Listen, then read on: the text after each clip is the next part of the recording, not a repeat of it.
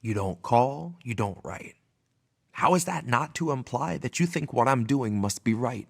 Think that I'm doing all right, and you don't mind giving up your rights. Don't mind seeing your leaders aligned with the violent right.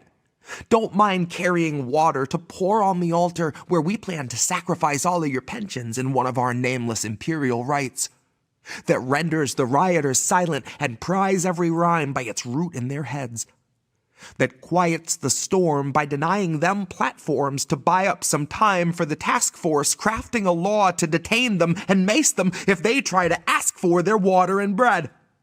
Mind you, the bread looks like moss off a boulder from all of the mold, and the water is rusted and red. As bitter as all of the blood you hear pounding when you try to block out the sounds as you're lying in bed.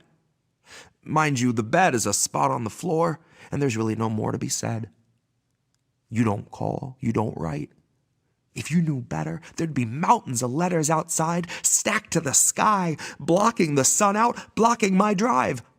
You would slow the flow of my campaign funds down, my reputation in the ground by sundown. It's a good thing I got MSNBC on my PR rundown. To put you at ease, maybe give you a nice little neolib rubdown. And to blare my redemption from Breitbart to Cumtown. Flood all your free speech channels with a bunch of raw shit and shut the pumps down. And then usher out a couple dozen sock accounts to pop up in your mentions with their toxins stocked and talons out, here to help defend a man's dementia with the passion of a talent scout, selling you their bullshit while they're drooling half a gallon down the hat. They'll pull a rabbit out. Now verbally they'll strap you down, slap you with a finely crafted soundbite from the squad that you could try to feed your family with, or play back for the officers arriving to evict you in the hopes that they won't snatch you out. But big surprise, their clubs are out and masks are down, impolitely asking you to pack a little faster now, just to please the bastard with the fascist hats and badge that makes him think he's someone actually of matter, not an actor playing overseer at the sick behest of benefactors who will starve as many families as it takes to make their profits fatter. And when they tell those loyal cops their kids are on the chopping block to sate their daily greed or need to satisfy their hungry stocks, statistically, 2/5 of these are all too pleased, because it just means that they could beat their spouses without all those little weak attempts to make them stop. I was watching TV, screaming, "Make it stop." Screaming at the cable feed of Double Talk. Screaming at the Daily Razor shaving down our labor laws. Screaming at the left like they can wave a wand and change it all. Screaming at the leaders we gave time and trust and money to who played us all. We the people, tattered rags and paper dolls. Screaming at our debt and at the overfed pigs who created all. And trying to teach the ways of the world to my son like I don't hate it all. Stone soup, cops came and ate it all. Waters for the homeless? Cops are gonna break them all. Education budget? Cops are gonna take it all. Send your kids to prison. Think about the time you'll save us all. Years later, you'll be lucky if you're paid at all. Years later, you'll be wired to a grid that turns your brain's electric current to a resource they can strip, and we will all be mining Bitcoin 80 hours at a clip. Too tired for the drive home. It ain't worth the trip, 'cause it just hurts to be reminded that you never see your kid. And every time they fire up the hub and plug you in, their memory recedes a little further till it blurs into the dim, till you can't recall your kin. Open up your eyes and you see Tesla on your skin. Earn a dime a day and owe them 20 for the mandatory membership to Tesla Gym, where we're all one big happy family who neutralized your family at the gates when they tried to sneak a message in, and taunts you with escape in our advertising messaging. Taunts you with the sounds of a child at play, a warm summer day, those things we can all sense slipping away 'cause their frequency is lessening. You are working for a living in which you are only visiting.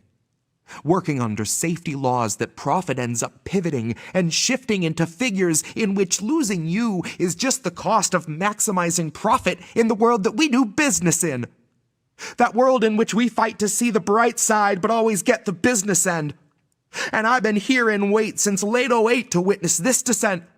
So suck my soul away in little bits, a dime a day, but at a monthly cap of 50 cents.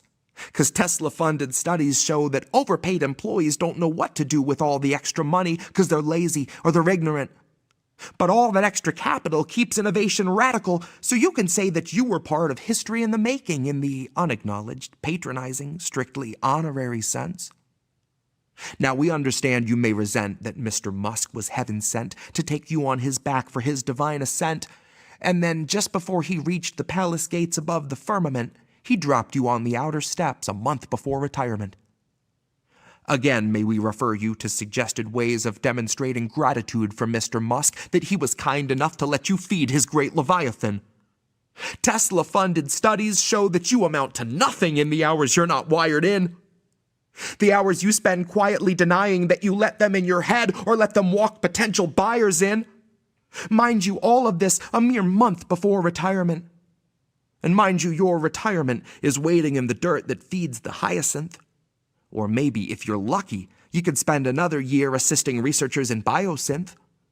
And mind you, that amounts to nothing more than torture, but they wipe your memory after every session, washing out all prior sense. Think of it as Mr. Musk absolving you all prior sins. Don't think of it as skinning you and fitting you with trial limbs. Think of it as Mr. Musk presenting you the opportunity to help America's elite achieve tighter skin, fuller lips, healthy eyes, smoother lids. Don't think of it as rape. Try to think of it as Mr. Musk assigning you a mate because America needs cattle. I mean, kids. Don't ask what Mr. Musk can do for you.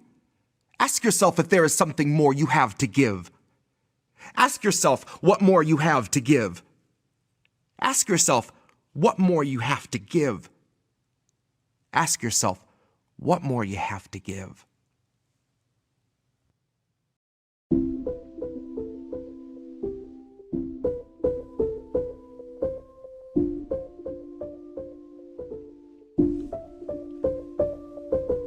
They won't let you go, set you free, send you home. Wait, please say you know what you need is what you owed, and they won't let you go, set you free, send you home.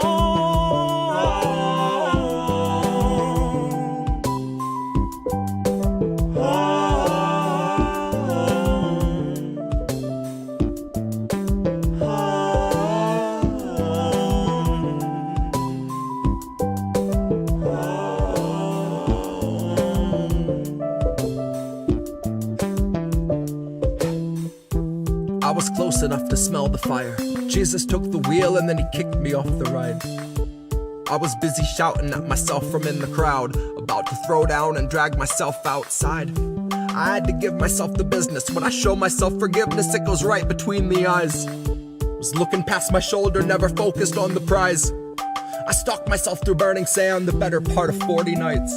I found myself staring in the mirror, yelling, "Go into the light." Cause I was in the rear view, staring at the highway, horrified. I was in the road ahead, arms wide, ready to be mummified. Gonna be the fella yelling how he's sick of always betting on his life. I'll also be the guy that brought the dice. Half a dozen chambers and I keep an empty 5. Only needed one to break the ice. Only needed one to clear my mind. Only needed one to stop time. Wait, please say you know what you need is what you owed, and they won't let you go, set you free, send you home.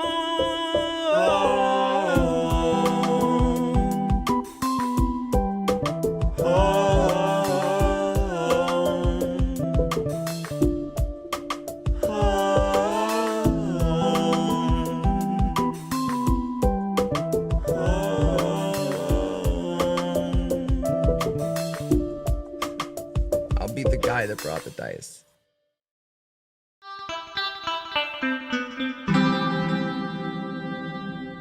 Who are these people? Who are are these people? Hi, everyone. Oh my God, it's Tuesday night again. Oh wait, I have to do something. My bad. I forgot to turn on Substack. Let's see if we do this. Did I do it right? Streaming, sending data. Welcome, Substack. Did we do this, or did I forget to put the key in? I think we're good. Hi, Substack. What's up, everyone? Okay, this is Indie News Now Live. I am, of course, Indie. For those who are listening and not watching and don't see that thing on my face. So it's been a week. So we are Armageddon plus 2 hours apparently. So some people are saying taco. I say it was never really in the plans in the first place. I hope. I never really was terribly panicking, although I thought it was kind of interesting that I had a show planned for 2 hours after the apocalypse. I actually had a plan to potentially call this show Apocalypse Party, but thought against it. But we're going to do this. I've got a bunch of stories here, and then I'm going to do an update about Cowboy Kitty's sister-in-law. I broke down the notes that he had scribbled down while he was on the phone with her while she was in ICE lockup. So I want to go through that. And, you know, I'm going to mention very early on, of course, most of you in the chat here are familiar and know that last Thursday and that for the last 18 months, I've been every week, every show showing a GoFundMe for our friend Shanda Masta. And unfortunately, she lost her battle with cancer on Thursday. And it was a really tough day. It's been a tough several days. We're here to continue to do our thing because this is what we do. And I'm sure that's what she would want us to be doing. And we ran the live stream the last interview that I did with her back in October. I was so glad to be able to do that. Grateful for her perspective at the time.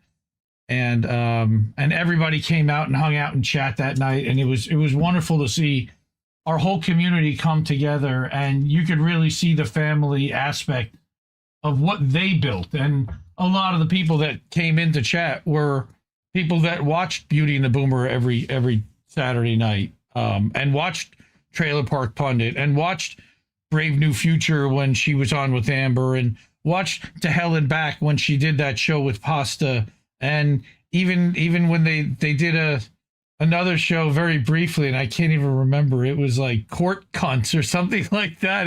They had to literally call it CC because they got in trouble for the name of the show. I'll never forget. So we're gonna bring some tweets and some love for Shanda. Thank you, Nay. I really appreciate that. But yeah, we're gonna bring a bunch of tweets that everybody brought and pay tribute to her later on tonight. But yeah, we've got a whole host of stories to get to tonight. We're going to talk about a little bit about Iran, but not quite in the context that everybody else is really talking about it tonight, especially because I'm going to talk a little bit about how we're getting our butts kicked and just some of the things that I see that countries and, you know, people, whatever, entities that are winning don't do these kinds of things, number one. Number two, Descent in Bloom is also in chat. It's good to see her tonight. She wrote a wonderful article, also a horrifying article, about the children of Dilley Detention Center in Texas and the families there. And I'm going to bring that one because I don't think enough people saw that. That kind of got lost in the shuffle to a point, and I haven't heard really too many people talking about the children there. And it's horrifying what we're doing to them. We're going to have a long Fuck Israel segment tonight. I've got a lot for that. And then we got a lightning round where we're going to talk about No Kings and what we think potentially a better way of protesting might be, a more effective method. The ICE warehouses not getting paused. And then inside this JDL, which is what I would consider a terrorist organization, you can make that distinction for yourself. But, and then, of course, we're going to start tonight with a story about something that happened that was completely unprecedented that I really didn't hear anybody talk about at all. And we've heard a little bit about, well, before I get to any of that, and so the story about that is about birthright citizenship. Trump attended a Supreme Court hearing. First time a sitting president's ever done that. So before we get to that, please support independent media because we need it more than ever. And we are completely user-funded and independent. The ways to do that are up on that board. Thank you, Mark Reinfeld, who picked up a monthly membership over at IndieNewsNow.com this week. Really appreciate that. Other ways to do that are at Cash App, $ Indie News Network, over at ko-fi.com/IndieNewsNetwork, and paypal.me/Indie News Network. Then we've got patreon.com, of course, for monthly subscription /Indie News Network. IndieNewsNow.com. Indie News Now Live is the name of the show. A lot of the articles you can actually find a link to directly from IndieNewsNow.com. It's a website that I set up, God, almost 2 years ago at this point, to aggregate news from all independent sources, completely ad-free. That also streams, and you can leave a tip for the network there. And then we've got INN Newsletter and IndieMediaToday.com. That's my Substack. We're live over there right now. Hi to everybody watching over at IndieMediaToday.com. We are there. You get clips there all week. I actually wrote an article yesterday, an original thing of all the stuff that I've been seeing. But you can check that out over, again, IndieMediaToday.com. The other thing you can do is, if you're over on Rumble, if you click that little red subscribe button at the bottom of the chat window, you can actually pick up a monthly membership to the channel. And then every time you chat, it highlights your chat. It's $4.99 per month. It automatically recurs on your credit card. And we get 97% of that revenue. So that's another way to help the network by supporting us on Rumble. And there's also a little present down there. In red, that's a gift subscription. Again, 97% of subscriptions. Do not click the $ to the left of it, though. That is a Rumble rant that Rumble takes 50% off the top, and then PayPal takes a cut. So if you give $1, we get about 45 cents of that dollar. So don't do that. Do that in one of the other places. That's one of the reasons why I show all these different things, because it really does make a difference where you support as to how much we actually do receive. All right, I want to talk about this Supreme Court story because I as I was looking for stories this week, I really did not see anywhere or anyone talking about this. I'm like, this is kind of a big deal. So I'm relying on Truthout, Indie Media Award honoree. Now, I at times have had issues with Truthout. Oh, I don't think you heard that. Let me try that again. I've had issues with Truthout. They simp for Democrats a little too much, in my opinion. I think that they lean a little too hard on hoping that progressives and Democrats will do the right thing without expecting that they won't, and holding them accountable to that level. But Sharon Zhang also is who I consider to be the best writer over there. She also is an Indie Media Award honoree separately for her journalism. She wrote this up on April 1st, and I literally thought this was an April Fool's article. I had to look like 4 other places to make sure that this was a real thing. But yes, Trump attends Supreme Court arguments in person after slamming justices who are disloyal. Remember, he's appointed 3 of the 9 himself personally. The case the court was arguing was his executive order on birthright citizenship. So it was deeply personal to him on top of it. And this is a picture of him in his motorcade as they're riding to the Supreme Court. This is a Getty Images thing. Shout out to Getty Images, but it's expensive as hell for a license. So, in an unprecedented move, President Donald Trump attended oral arguments in the Supreme Court on Tuesday as justices weighed his executive order on birthright citizenship, sparking concern that he was trying to intimidate justices after months of criticism over their rulings.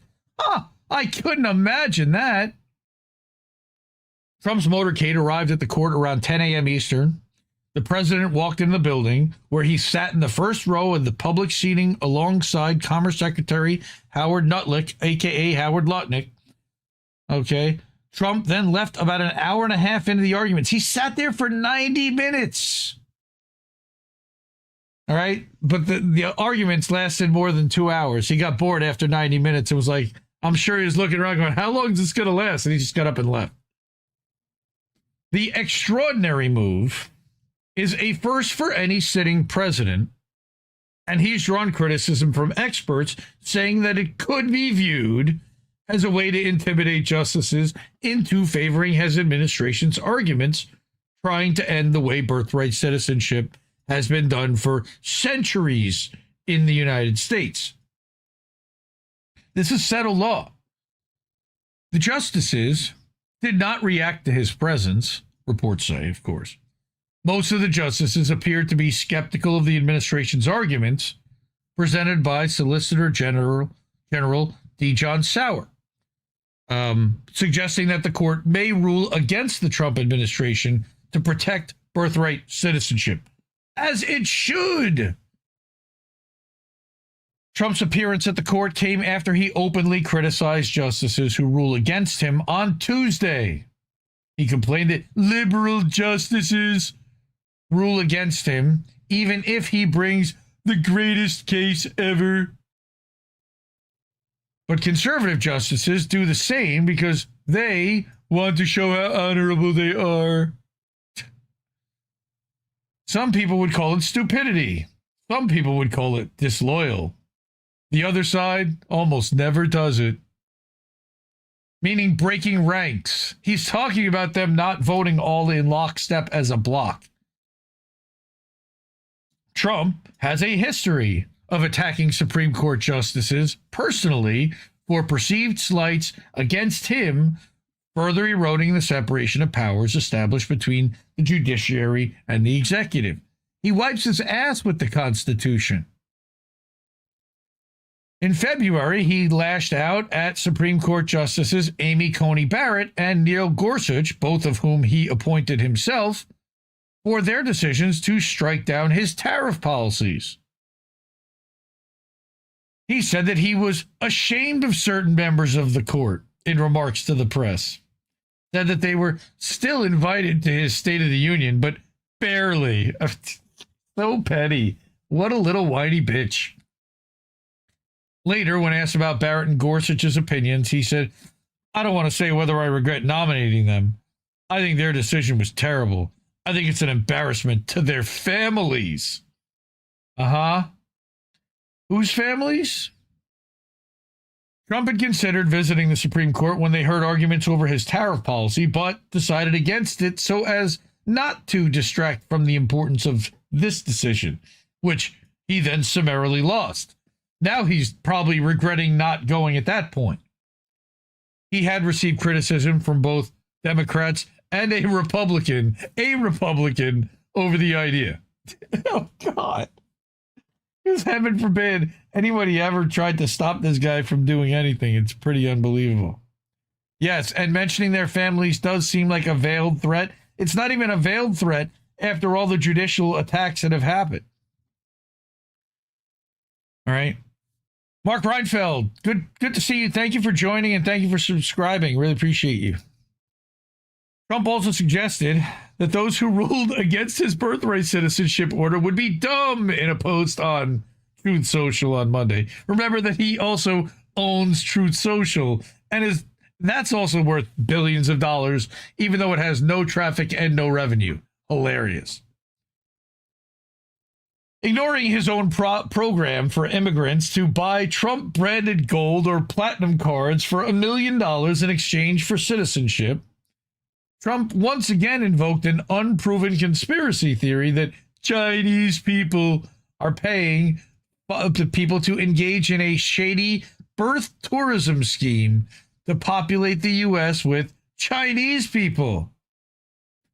Which is why he's deporting all the Venezuelans and the Latinos, right? But now, allegedly, a an Asian person died in ICE custody over the weekend. Birthright citizenship is not about rich people from China and the rest of the world who want their children and hundreds of thousands more for pay to ridiculously become citizens of the United States of America. It's about the babies of slaves. Dude, he's just unhinged. He's a lunatic. He's posting all this to Truth Social. He's not posting it on Twitter. He's not posting it on Facebook. He's got pages all these other places still. He's still only posting it on Truth because he loves his echo chamber and his bots. Dumb judges and justices will not a great country make. Like, you could just hear him screaming and crying and whining constantly. Like, he's just such a little whiny bitch. Like, for a guy who acts like such a tough guy. But I guess that's how bullies are when you punch them in the mouth. And he's been punched in the mouth just about everywhere because people realize and they learn pretty quickly. All right. Next, you've now got, I found this article that I found interesting. This is from Democracy at Work, started by Professor Richard Wolff. They advocate for worker co-ops and for workers in general. And they wrote this article about birthright citizenship, about Trump wanting to redefine who belongs like fascists always do. And yes, Angel Rivera, Trump is just cutting a wrestling promo. He's talking crap to his bots and his supporters on Truth Social. Absolutely. That's why he's in the WWE Hall of Fame. Good evening, Lady Alex M. How are you? Yes, go start. He's a cry bully for sure. All right. So this article that I found interesting by David Cobb, he goes under Redneck Gone Green. The concept of birthright citizenship is simple and easy to understand. Anyone born in the country automatically becomes a citizen of that country.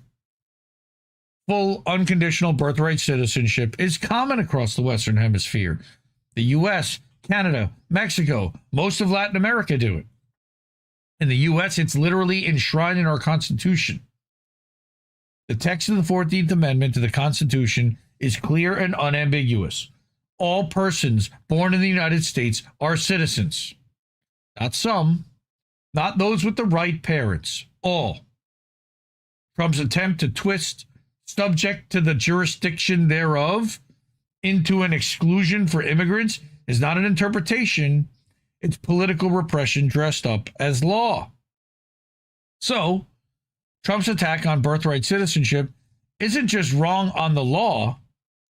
Let me go back here.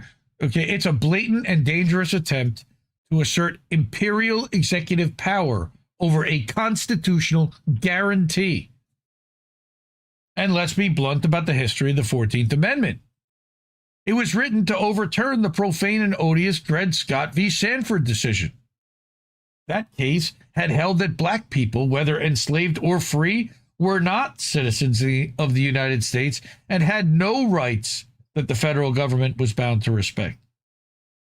The 14th Amendment was passed specifically to prevent ruling elites from deciding who counts as a person with rights. Birthright citizenship was meant to be automatic, universal, and beyond political manipulation. Weakening it reopens the door to exactly the kind of radicalized caste system Reconstruction tried to abolish. As a lawyer, this writer is here to say this is what we call well-settled law. In the landmark 1898 decision of the U.S. v. Wong Kim Ark, the Supreme Court held that children born on U.S. soil are citizens, even when their parents are not. Trump's bullshit legal theory only works if the court is willing to shred more than a century of precedent and destabilize millions of lives, which I'm worried that they might. What's really at stake is power. If Donald Trump can redefine citizenship by executive order, then constitutional rights become contingent, subject to political winds, nationalist fear, an imperial overreach. That's not immigration policy. That's a direct threat to the rule of law. Note that Trump personally attended the oral arguments. And again, this is the first time in history a sitting U.S. president has attended oral arguments in the Supreme Court chamber. This is not normal. It's a display of power meant to intimidate and erode the independence of the Supreme Court of the United States. When a political strongman inserts himself directly into the judicial process, it should be setting off alarms. The question that's being considered is simple. Will the court uphold a democratic constitution grounded in universal rights? Or are they going to enable a system where the state decides who belongs? Birthright citizenship is not a loophole. It's a line in the sand. I totally agree with him. This is like one of these things that like you literally have to this is where you got to stand up. Like, because, and I'm going to play a couple of videos right now, like, what does this mean for all of us as U.S. citizens ourselves, as dissidents? They're talking about taking away our fucking citizenship for speaking out against the Trump administration, if you haven't figured this all out by now yet. So let's go. So this is traveling nurse Alexis Rose. I know that Dissent in Bloom follows her also. Let's refresh and let's start her from the beginning here. Court is hearing arguments in Trump v. Barbara, which is the landmark case that could decide the future of birthright citizenship in the United States. At stake is a fundamental promise of the Constitution that every child born here will get citizenship, with very few exceptions. And despite multiple federal courts already ruling this executive order as unconstitutional, the Supreme Court is considering a case that could overturn over a century of settled law and put the future rights of generations to come at stake. But what is the history of birthright citizenship? Let's chat about the Civil War. After the Civil War, the Reconstruction amendments to the Constitution overturned the horrible Dred Scott decision, which said that the children of formerly enslaved Black people were not citizens. And it clarified what had long been law in the United States, that birthright citizenship did not depend on the race nor citizenship of your parents. And since 1868, that citizenship guarantee has been enshrined in what we call the 14th Amendment. This is not just a legal debate. This could decide the future of hundreds of thousands of people, because ending birthright citizenship would leave hundreds of thousands of Americans without recognition and without statehood. This effort is part of a broader push to redefine who belongs in America by targeting immigrants, separating families, and expanding systems of detention and deportation. To babies, they're expanding those systems to include babies. But the Constitution is crystal clear. The 14th Amendment guarantees citizenship to those born here, regardless of the citizenship or immigration status of their parents. That principle has stood for over a century, and it defines who we are as a nation. I'm partnering with the ACLU to raise awareness. The ACLU is calling on the public to show their unwavering support to safeguarding the right of birthright citizenship. We cannot stay silent. This is such a pivotal moment in our country's history. So please pay attention, make noise, and demand we safeguard this fundamental right. Today, and one of the other things we need to do is talk about this with people like the normies in our lives. This is like something that they'll all be behind as well. I don't know of anybody really opposed to this. And the minute you lay out that they're actually doing this and trying to do this, like, wait, they're what? No, I'm not down with that. All right, where do I got to go? Where do I got to sign? What do I need to do?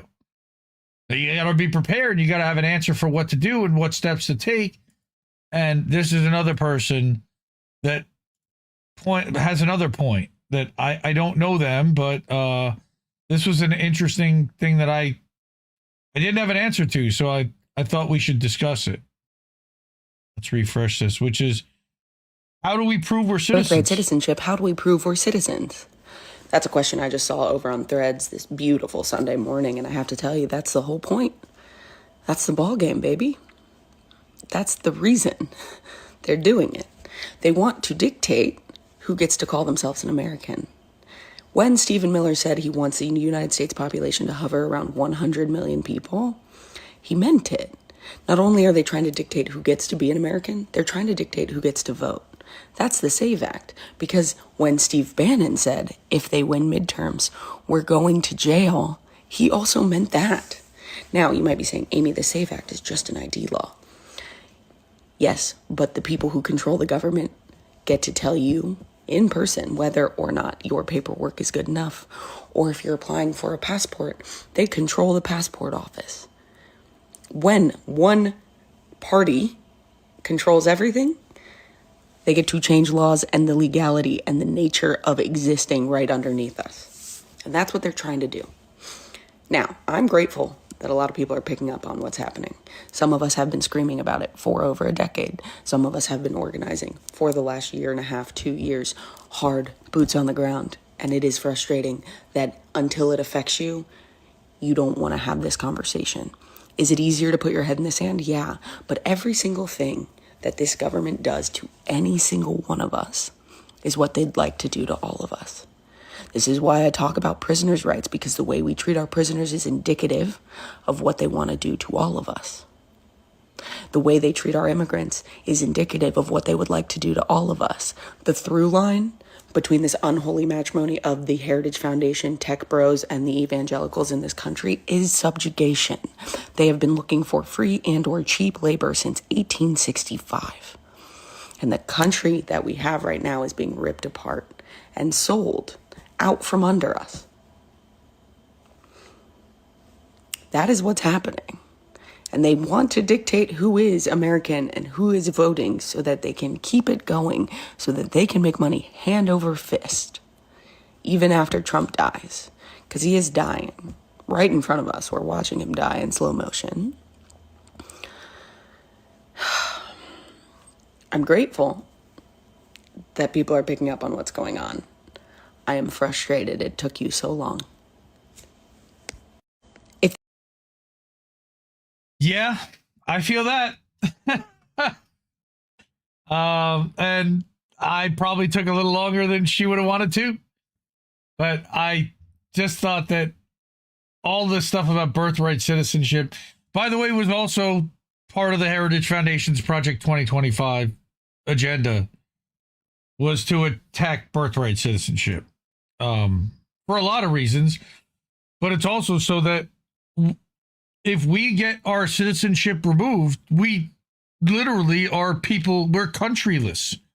That means we can't travel. Like, do you want to lose your ability to travel?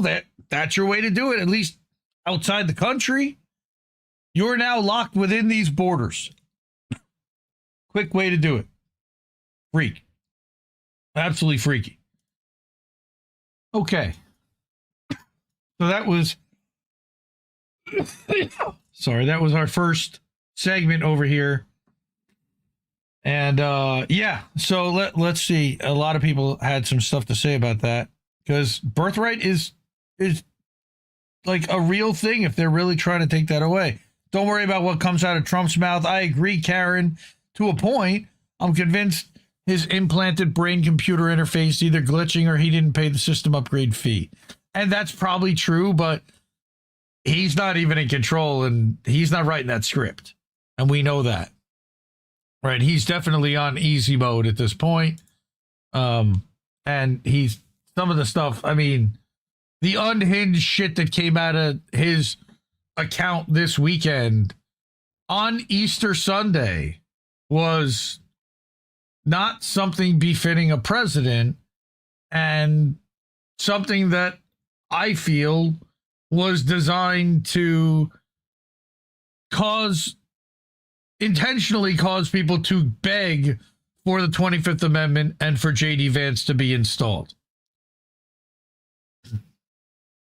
That's what I see happening here. Wow, my throat's all dry.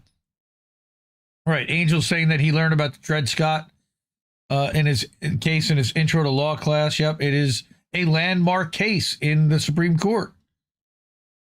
That was that the 3/5 law, or that again determined that at that point people of color were not granted the right to vote or citizenship, and then the 14th Amendment changed all that. Okay, Trump is confused on what oral arguments meant, so that's why he wanted to show up. Oh, that's frightening, but maybe even true. Karen, yep. Okay. Angel, no, could not possibly be bullied. We know that, especially if he's bringing chicken wings. He's not going to be bullied. So, Himbo, good to see you. We got a bunch of people showing up here over from Substack. I'm happy to see everyone over here. And yeah, JD Vance is not any better, and he might actually be worse because he represents that Christian fundamentalist wing that Dissent in Bloom has been researching, and how they've been setting this up for decades also. Like all of this. They have contingencies for their contingencies, and there's more than one JD Vance. I made that prediction that they didn't just put all their eggs in his basket either. They've got a bunch of him basically sitting in the wings, ready to go. So if things went a different way, they could tap into that resource that they've been cultivating for decades as well. So I wanted to, before we do that, support independent media because we need it more than ever. Like I saw Mark Reinfeld show up in the chat tonight on Substack. Thank you, Mark Reinfeld, for supporting at IndieNewsNow.com. Picked up a monthly subscription this week. Thank you so much. Other ways to do that without fees or minimal fees are with Cash App, $ Indie News Network, at co-fi.com/Indie News Network, paypal.me/Indie News Network, patreon.com/Indie News Network, at IndieNewsNow.com, at INNNewsletter.com, again, where Mark picked up a monthly, and at IndieMediaToday.com, where you can pick up a monthly or an annual subscription. It's like $45 for an annual subscription. That's the majority of my annuals. Lady Alex M was one of the last people to do so, and I really appreciate her doing so. It meant a lot.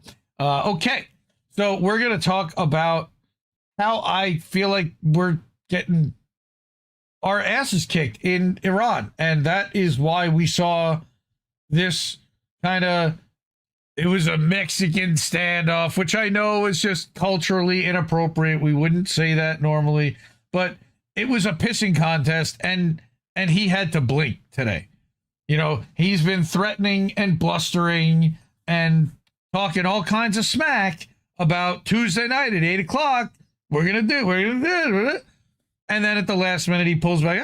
We're going to give it another 2 weeks. Nobody negotiated. Nobody said a word, allegedly. And nothing changed, but still, yet we're all here, thankfully. We're at Armageddon plus 2 hours, thankfully. And I wanted to bring a couple of things that show that a country and the side that is winning does not do this. At least not in my mind. First of all, Al Jazeera confirmed that the U.S. and Israel had bombed over 760 schools and 350 health centers in Iran. These are all war crimes. And Rabina Qureshi said, I curse them. I think we all do. I also have somewhat of a slight question over that number, honestly, because that seems awful high, but it's the Israel plan to target health centers and schools, so it wouldn't terribly surprise me. Though I would think there would be more of an outroar if there would be that level, but I mean, with the way corporate media brainwashes people, I guess not. All right. The next thing that I found was that in TRT World, which is, I believe, is from Turkey, the WHO reported that there are over 20 strikes on Iran health facilities since early March. All right, so again, 350 health centers, and here you're hearing 20 health facilities. So I don't know what the real answer is. Gandhi Hospital in Tehran was definitely one of them, and you can see how that's bombed out and destroyed now. All right, and this is part of the problem with war reporting, and the reason why I don't want to bring real-time reporting on war is because it's steeped with propaganda from both sides. We have no idea what's really happening, and will likely not have any idea what's happening until days or weeks afterwards, when it all settles out and you hear from the people who were actually on the ground as to what happened versus the generals and the press offices and the media that are trying to spin a story and sell clicks. Okay? So again, the WHO chief, Tedros, who's not a good dude at all, said early Friday that Iran saw over 20 attacks on its healthcare since early March. I think that's a mass understatement and a gross undercount from what it sounds like, but that's verified over 20 attacks on healthcare in Iran. How is the WHO even verifying attacks in Iran? I don't know. Resulting in at least 9 deaths, including that of an infectious diseases health worker and a member of the Iranian Red Crescent Society. We had heard that they were blowing up ambulances left, right, and sideways, and destroying infrastructure, and blowing up bridges, and doing all the same things that they did in Lebanon, and that they did in Gaza, and that they did in Syria. Okay? Tedros also noted that multiple attacks on healthcare had been reported in Tehran in recent days, targeting the Pasteur Institute. That was the next thing I was going to bring. All right? Delaram Sina Psychiatric Hospital and the Tawfiq Daru Pharmaceutical Facility. So why are you, again, this is the Israel plan, which is to attack the infrastructure, the healthcare infrastructure, so that the sick can't get healthy again. So that all of a sudden they're running out of anesthesia. And now they're having to operate without basic supplies and painkillers. And just awful. The conflict Iran and in the region is impacting the delivery of health services and the safety of health workers, patients, and civilians present in health facilities. He won't mention where it's coming from, by the way. This coward will not once mention Israel. He will not at all, Tedros, mention that Israel is the one that's causing all of this, and the United States. Coward. Now, Dissented Bloom also weighed in on this one. A U.S.-Israeli airstrike struck an orphanage west of Tehran, resulting in 2 fatalities, according to Iranian media. Orphanages. The U.S. and Israel are bombing orphanages. Because when you're winning, you bomb orphanages, right? And this was her watching CNN, which, boo, hiss, how dare you? No, CNN, never. Anyway, like I said, you've got to go to all sides, but you've got to take it all with a grain of salt.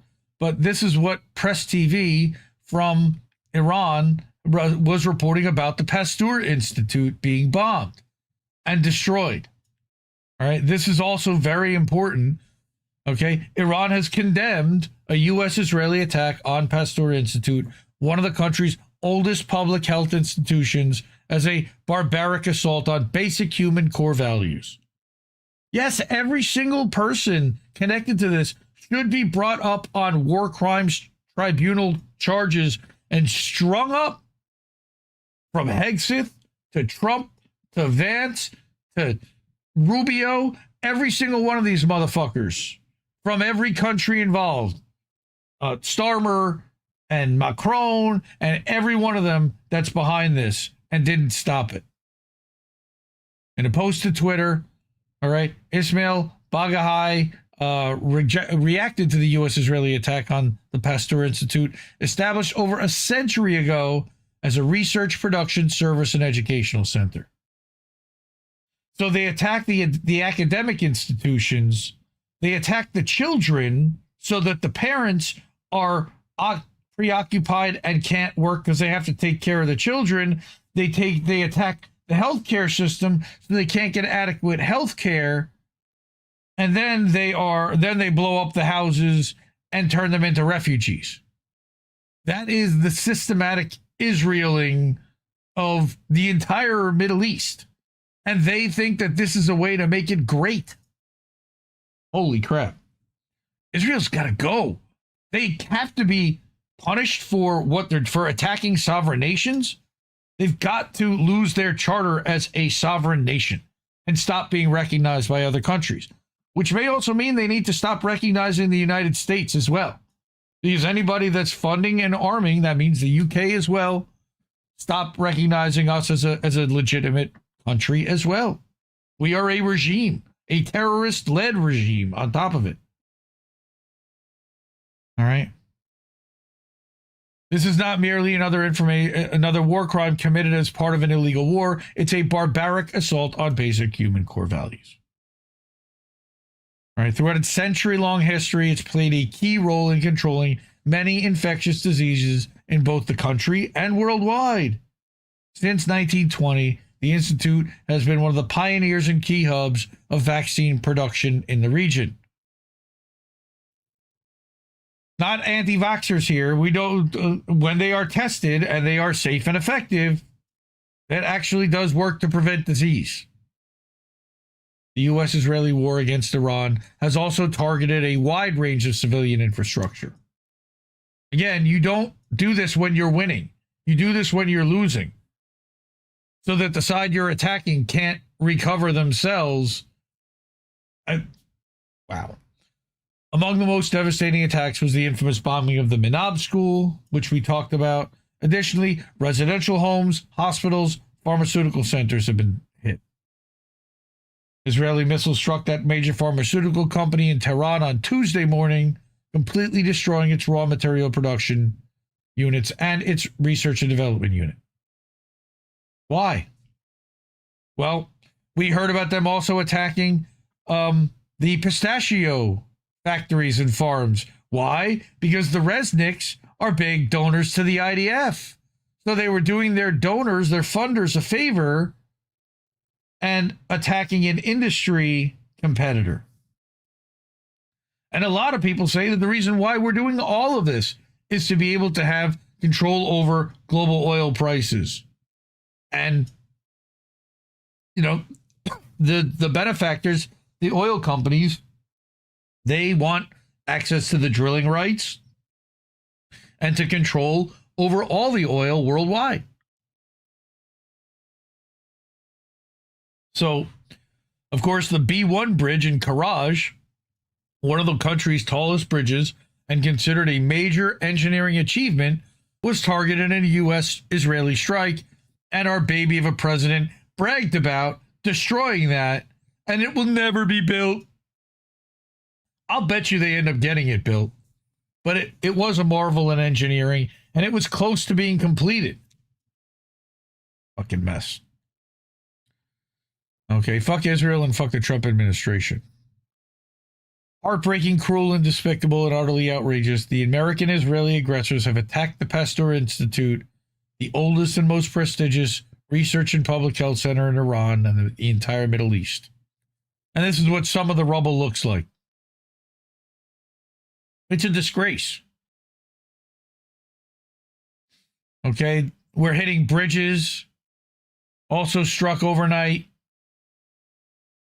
And nobody's reporting on this. I don't see very many people reporting on this.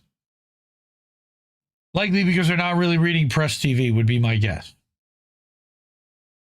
All right, presstv.co.uk is an alternative way to access it if the .ir is blocked in your country.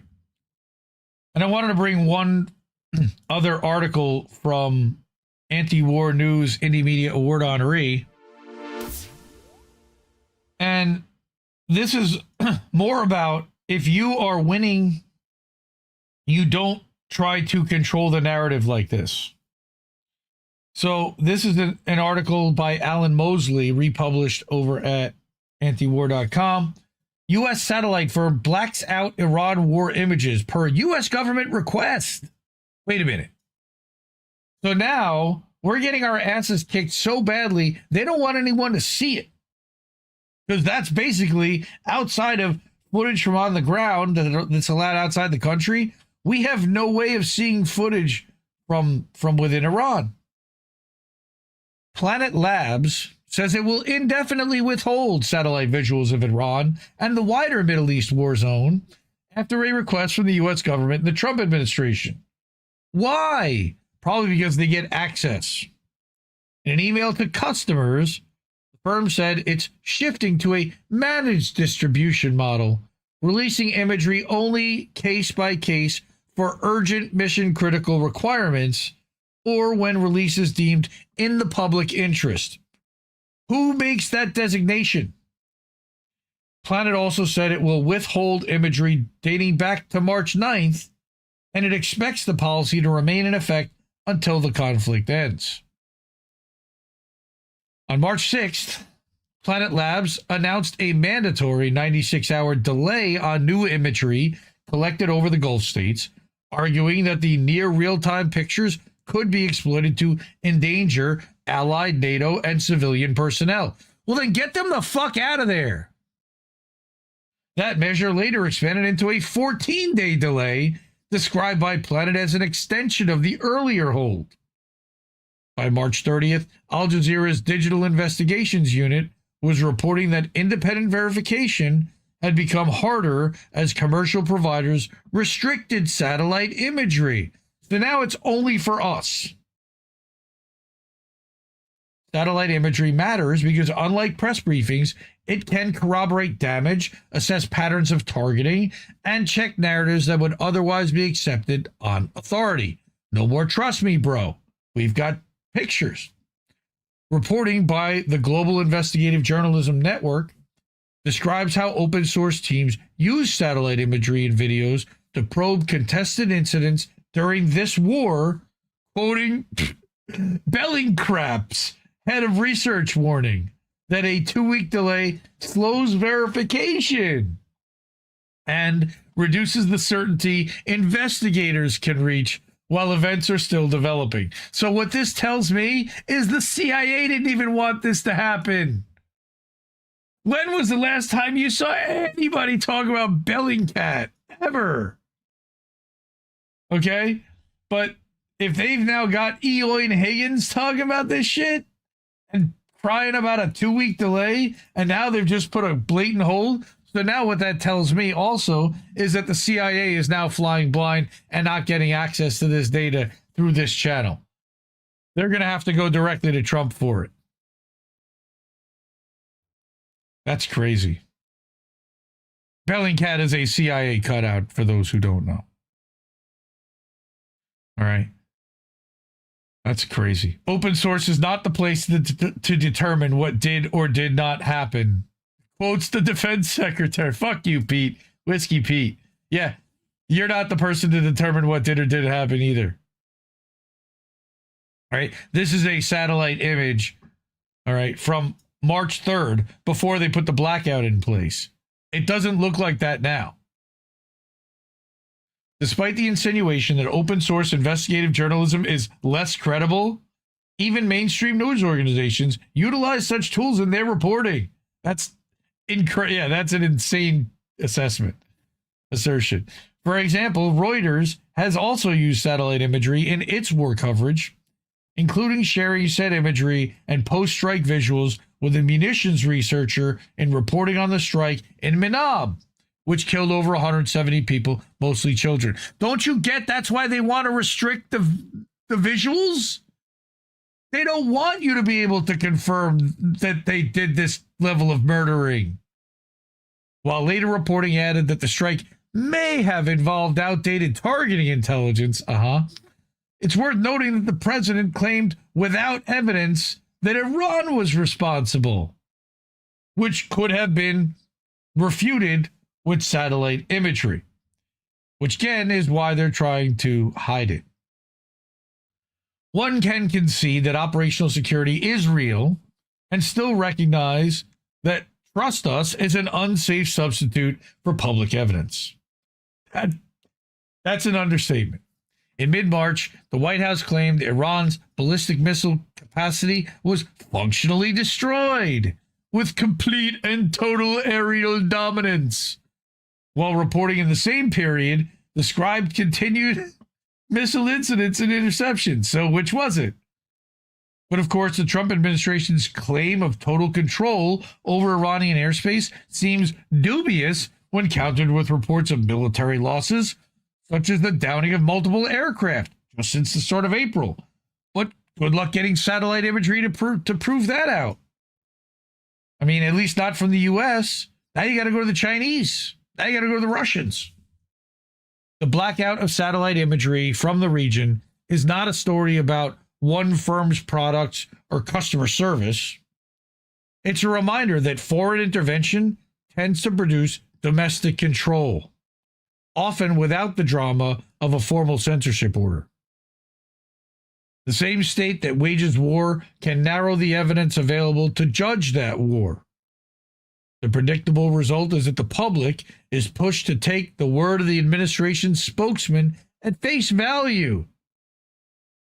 God forbid you took Todd Blanche or what's her name, the press secretary, at face value without timely means to verify or falsify their claims. Again, exactly their point and their goal.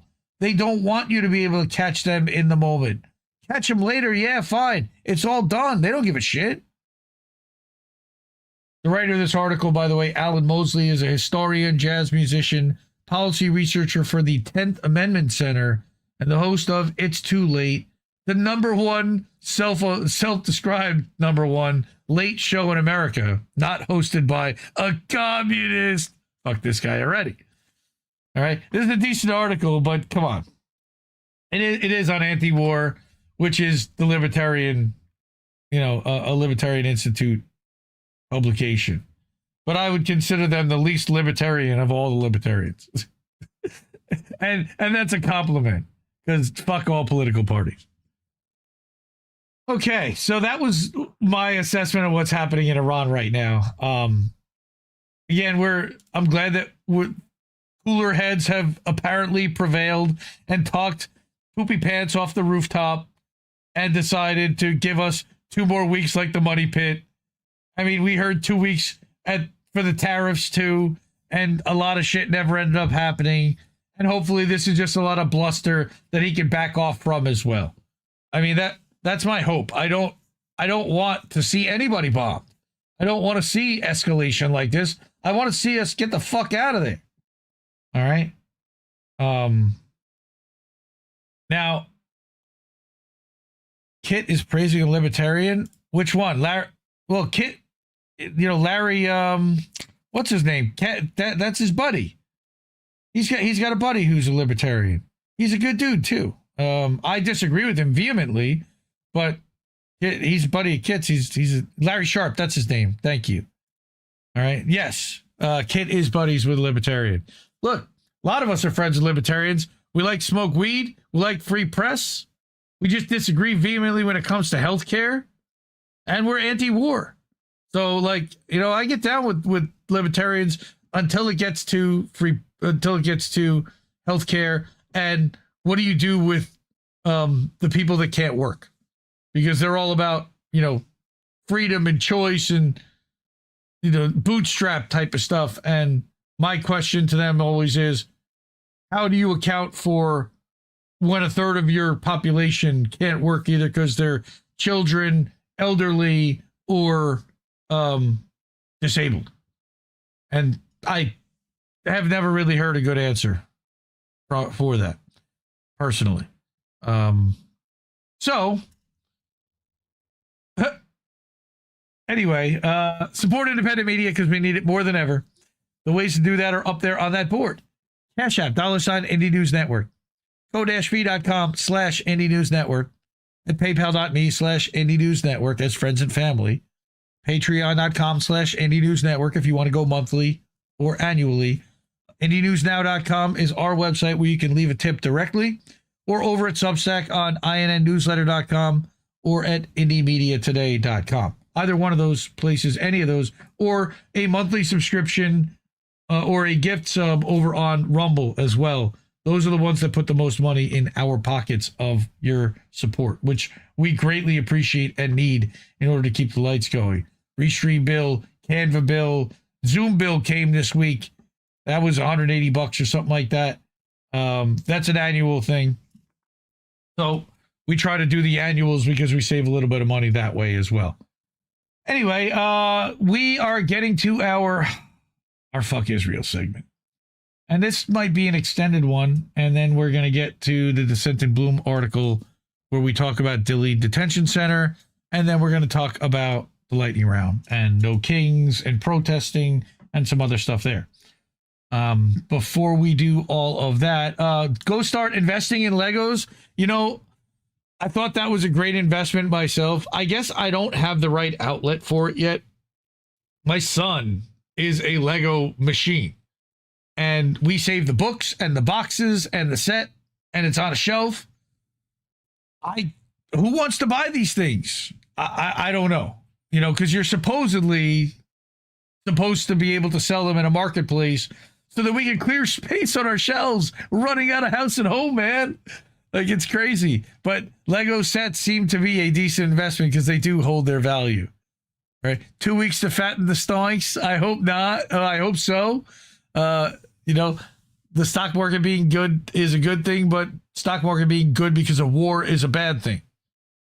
So, yeah, I don't know where to shake out with that. I'd like it to be good because of technology and not because of the technocracy and surveillance state that's being implemented also, which is what I see sadly happening right now. All right, let's get to what Israel is up to because it's nightmarish.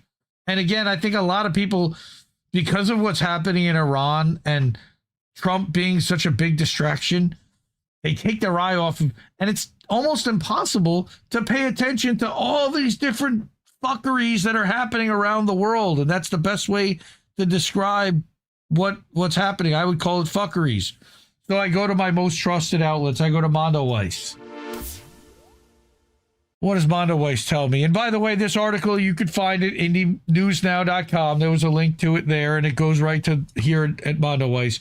Israeli policies pose an existential threat to Palestinians in the West Bank.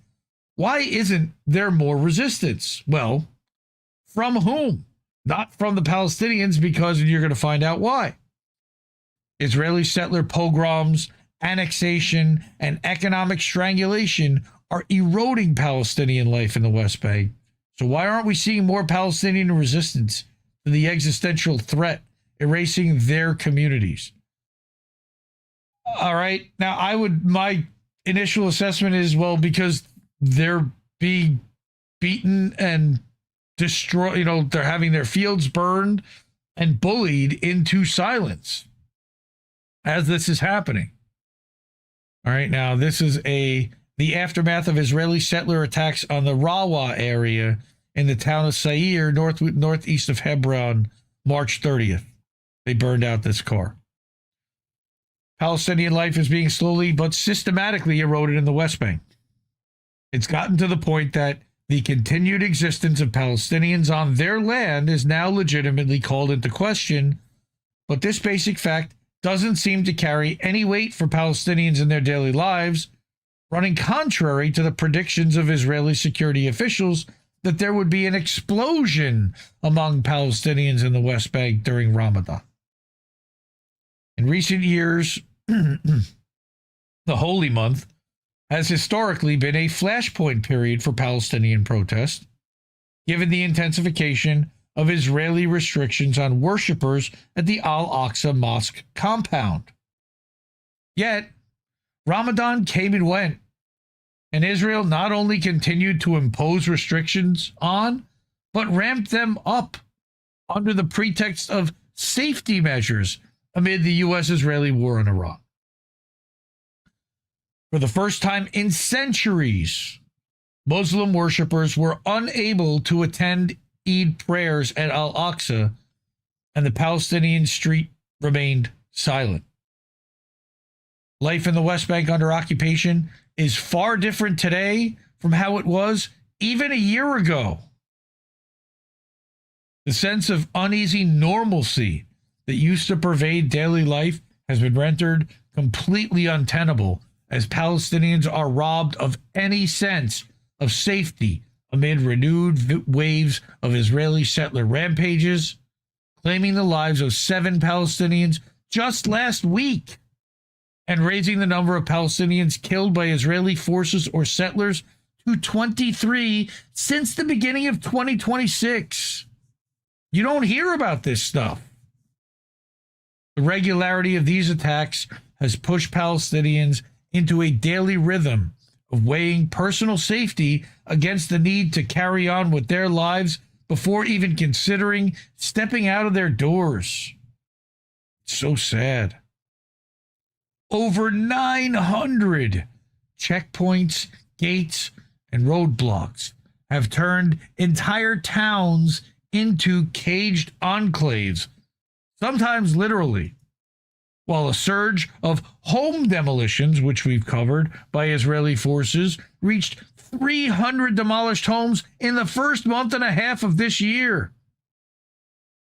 All of this occurs alongside the explicit Israeli policy goal of burying a Palestinian state, as articulated by hardline Israeli Finance Minister Bezalel Smotrich, who advocates for encouraging emigration and formalizing the annexation of vast parts of the West Bank to Israel, including World Heritage sites that have been around for thousands of years. They just want to steal them.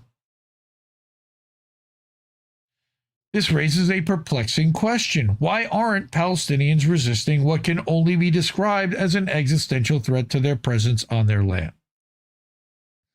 Beneath this picture, there's another story that isn't usually told of how Palestinian society in the West Bank has been subjected to a systematic process of social, political, and economic devastation, weakening it to the point that Israel is able to accelerate its annexation of the West Bank without any significant blowback.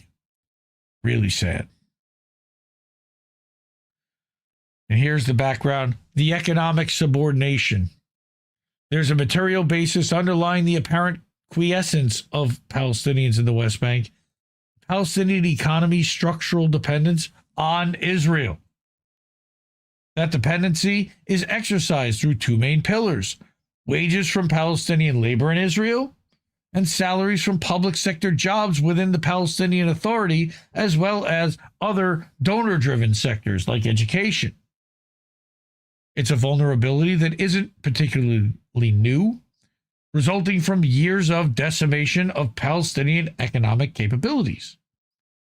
According to social and economic researcher Jibril Muhammad, the Israeli occupation restricted the creation of new Palestinian industries since the 1970s and forced some existing factories to close.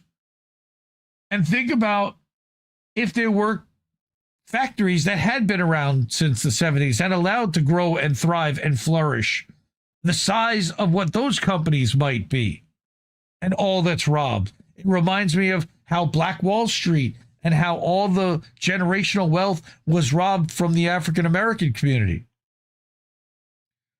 Israeli architectural production flooded the market, and labor inside Israel provided more jobs and better wages, which in a few years turned the main Palestinian labor force into workers in the Israeli economy. This transformed the Palestinian labor force into one dependent on the Israeli economy as both a source of employment and consumption. This process continued after the creation of the Palestinian Authority, which signed the 1995 Paris Protocols, a set of agreements formalizing restrictions on Palestinian economic autonomy, which was supposed to be in exchange for like sovereignty or right of return or something. They got nothing in return. It only restricted them. The Paris Economic Protocol imposed limits on exports for Palestinians in the West Bank, their industrial development, and even what they can invest in. This further increased Palestinians' dependency on Israel for 2 main sources of income: labor and salaries, private sector and NGOs. All right, that's just the economic side. Then they got customs revenue, which, represents more than 60% of the Palestinian Authority's income, which directly impacts its ability to pay salaries of teachers, doctors, public workers who've been receiving only partial and irregular salaries since 2022. Imagine not knowing if you're going to get paid this month, but you still got to show up to work because somebody's got to. All right, here's the assault on Palestinian society. And this literally breaks down by each section. There's the one on civil society. All right, and then there was a third one there. But let's get to... Meanwhile, the Palestinian civil society's capacity to respond to the needs of the population has been gradually weakened over the years, intentionally by Israel. According to Mohammed, during the Second Intifada, Israeli military action targeted their Palestinian Authority institutions, weakening its capacity to live up to its responsibility of reconstruction and social services. This made the PA leave the space for nonprofit groups who increased their dependency on international aid, which created a system where local and international NGOs formed a complementary relation, relieving the PA of much of its social responsibility. But of course, once aid's blocked, what happens? Or restricted? Yet even these organizations are now being prevented from operating in Palestine. Like I said, in early January, Israel issued a ban over 37 international aid organizations, making it more difficult for Palestinian civil society in the West Bank to sustain its core function of providing relief and support to Palestinian communities. Like Doctors Without Borders. Israel had already designated several Palestinian organizations as terrorist groups back in 2021, shutting them down. Fuck Israel. Amid the crackdown on civil society, an entire generation of Palestinian youth in the West Bank has been exhausted in confronting Israeli occupation. A lot of them are in prison right now, potentially pending being executed by this law that we talked about last week.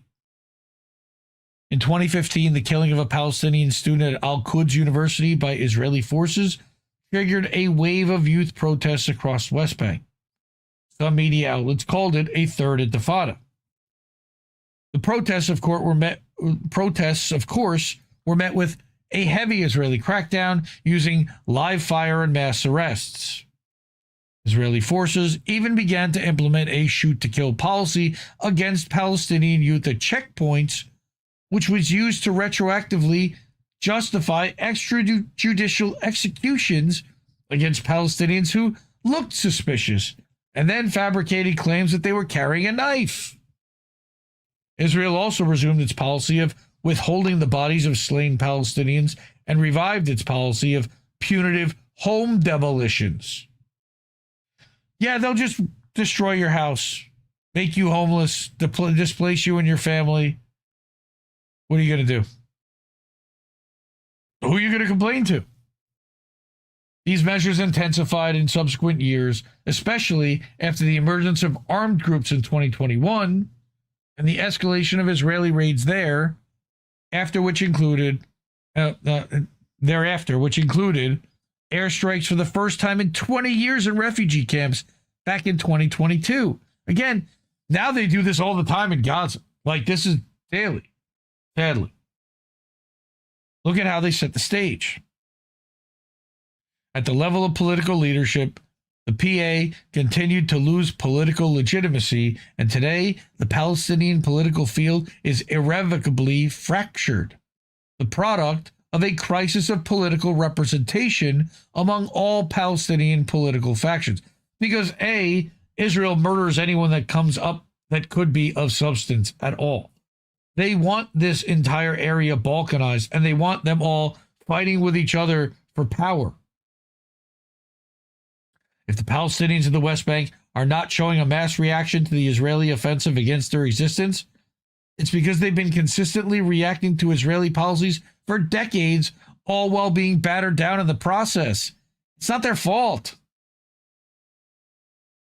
After October 7th, 2023, the conditions of Israeli domination were solidified into the wholesale assault on Palestinian existence that we see today. Resistance to these conditions now carries immense costs, namely arrest or death. And which of those two is worse? And it is an open question. Prison conditions for Palestinian detainees have worsened so dramatically that exposure to torture, starvation, beatings, and sexual violence has become a matter of Israeli policy. We've covered that extensively. The cumulative effect of this reality is to terrorize Palestinians into complacency. Who are the terrorists again? Yeah. Fuck Israel. It makes me so sad that I have to show this doctor again. In January 2025, I did a segment started by this man who was holding up a sign that looked just like this. Dr. Hussam Abu Safia, and it just said hashtag free Dr. Hussam Abu Safia. And he recorded a video, and there was a video recorded by hundreds of medical professionals from around the world. And he's still locked up 17 months later. April 4th, he posted this. I am a family doctor, and I joined the call by Dr. Halang Mofokeng in demanding the release of Dr. Hussam Abu Safia, who remains in Israeli captivity for over a year. He's been subjected to severe torture. Our medical colleagues have been targeted for doing their jobs. Release them all. Our concern is that Dr. Abu Safia had never been tried. And now that this law has been passed, that if they decide to try him, that court has a conviction rate of over 96%. There is no ability to appeal, and the execution must be carried out within 90 days by hanging. That is the way the law was written. So I commend Dr. Yipeng Ji, who is from Toronto, I remember. And he's also served in Gaza in medical units alongside Dr. Hussam Abu Safia. We talked about the law that was passed. Here's Asal Rod, professor. You won't see this headline in the New York Times. Again, this is Haaretz. This is what Israel is telling their own citizens. Racist and unlawful law. Israel's death penalty law is driven by bloodlust. Couldn't agree more. More about the law that was passed. Our own Reef Breland over at INN said, where do you even buy these? Meaning the noose pins that are on Ben Gvir and all of his buddies, all of his terrorist buddies. I can only assume you have to go to KKK Jewelers. Every clan begins with K. All right. So, yep, they really did wear those for months around the Knesset. And we're celebrating with champagne last week when that law passed. Council of State Media, Ricky. Israel having the death penalty for Palestinians, but not for Israelis, is like if the U.S.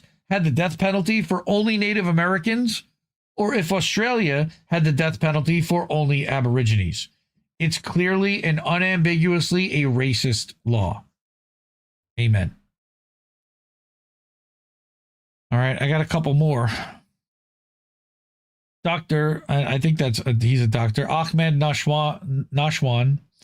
Gaza is now under intense and relentless bombardment that has not stopped for hours, with ground incursions advancing near the displaced camps, and new waves of displacement are happening across different areas of Gaza. Please don't stop talking about Gaza, because that's one of the distractions that Israel is trying to affect here. is that you can't possibly keep your eye on the West Bank and Gaza and Lebanon and Syria and Iran and all these places where they are messing people up and murdering people and stealing territory. All right.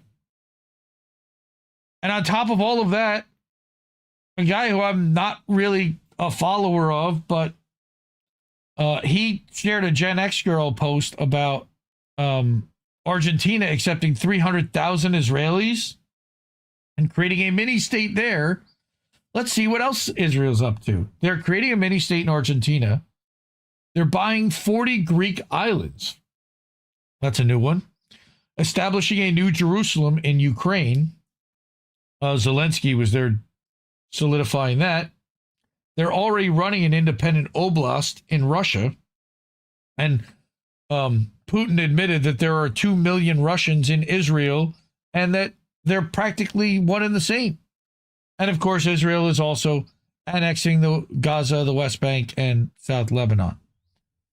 Kitty, he's not here. I just grabbed a tweet of his where he had called it every kill begins with K. And that the KKK is where you have to go get one of those news pins. Anyway, but yes, while simultaneously all of this is happening, they're passing anti-Semitism laws and establishing armed private security forces inside every Western nation. Crazy. And again, few people are stopping this, and a lot of them are cheering it on, sadly enough, because they don't really see what's happening and where it's going. Finally, let's not forget that stuff's happening in Lebanon. I talked about Lebanon a lot last week and how they dropped all the bridges on the Litani River and have a plan to annex and bomb the entire area south of the Litani River right to their border, which is hundreds of towns and thousands of people that are now going to be murdered, displaced. I don't even know what. But Sarah's point, Israel killed 3 Indonesian U.S. peacekeepers in southern Lebanon. They were wearing blue helmets. They were in UN uniforms. They were peacekeepers. Israel bombed them anyway. Not a peep in Western media. Not a word from the international community. Kick Israel out of the UN. And delegitimize them as a country entirely. I'm totally for that. And this is the funeral that was held. Of course, I'll have to mute that naturally. Because here's their coffins being carried by UN peacekeepers. Peacekeepers murdered by a sovereign member of the United Nations. And nobody does anything. What a disgrace. Fuck Israel. Okay, that wasn't as long as I thought it would be. Okay. Well, that was a bunch of stuff that Israel's up to right now. Southern Lebanon, West Bank, Argentina, Gaza. What else? I think that's all I covered tonight. And of course, Iran, that they're heavily involved with as well. And that's a lot for one tiny little Middle Eastern country that should not have nearly the impact over the entire world that it does. It's I don't even know what to say at this point. Like, you know, I'm up to Reef's point, like, which is, what do you say when fuck Israel isn't enough? I say it every week, and I wholeheartedly believe that it should not exist as a country, that their leadership should all be put up against a wall for the war crimes that they committed, that Palestine should be returned to the Palestinian people, and that the settlers that are there should be expelled and sent back to Europe or wherever the fuck they came from. Absolute belief in all of those things. We call it bombing. They call it spreading freedom. I don't like their definition of freedom either. All right. All right. Support independent media because we need it more than ever. I did not go to one corporate source there. TRT, kind of. But they're not corporate. That's state TV. But I did want to get that perspective, and you're only going to get the footage of the peacekeepers from TRT. So, support independent media. The ways to do that are up there. Cash App, $, Indie News Network. Ko-fi.com/Indie News Network. PayPal.me/Indie News Network as a friends and family. At Patreon.com/Indie News Network for monthly. IndieNewsNow.com to leave a one-time tip. Over at INN Newsletter or IndieMediaToday.com over on Substack, where you can subscribe monthly or annually, either one. Okay, so we're going to get to the story about Dilley Detention Center and about the kids. And this is heartbreaking. So trigger warning, this is going to have some stuff in there about, kids' depression and how children are being affected by ICE detention. Descent Bloom, who's, I think, she's still in chat, wrote a brilliant article here detailing a lot of the story, just a small portion of the story that is happening to families all over the country, not just in this detention center, which is the largest family detention center in the ICE family. It's funny. It's a family of whatever you want to call it, a group, and the ICE group of private detention centers, because remember, this is also a private facility. We're going to get to that.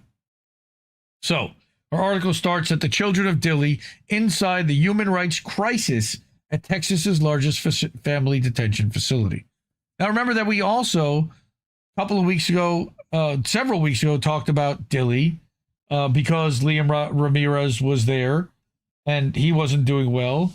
We talked about Dilley because Miss Rachel has made a concerted effort to try to get Dilley shut down as a facility because of the things, and Descent's going to talk about this. So, Dilley is a town of about 4,000 people between San Antonio and the Mexican border, and there's nothing remarkable about it except that it's home to the South Texas Family Residential Center, the only family detention facility in the United States, because nothing says family values like a government contract with the second largest private prison company in the U.S., CoreCivic.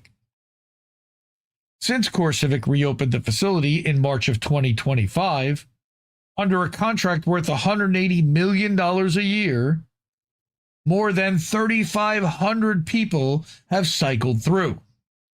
That's what we're paying them for. Now, I say people, but I should be more specific.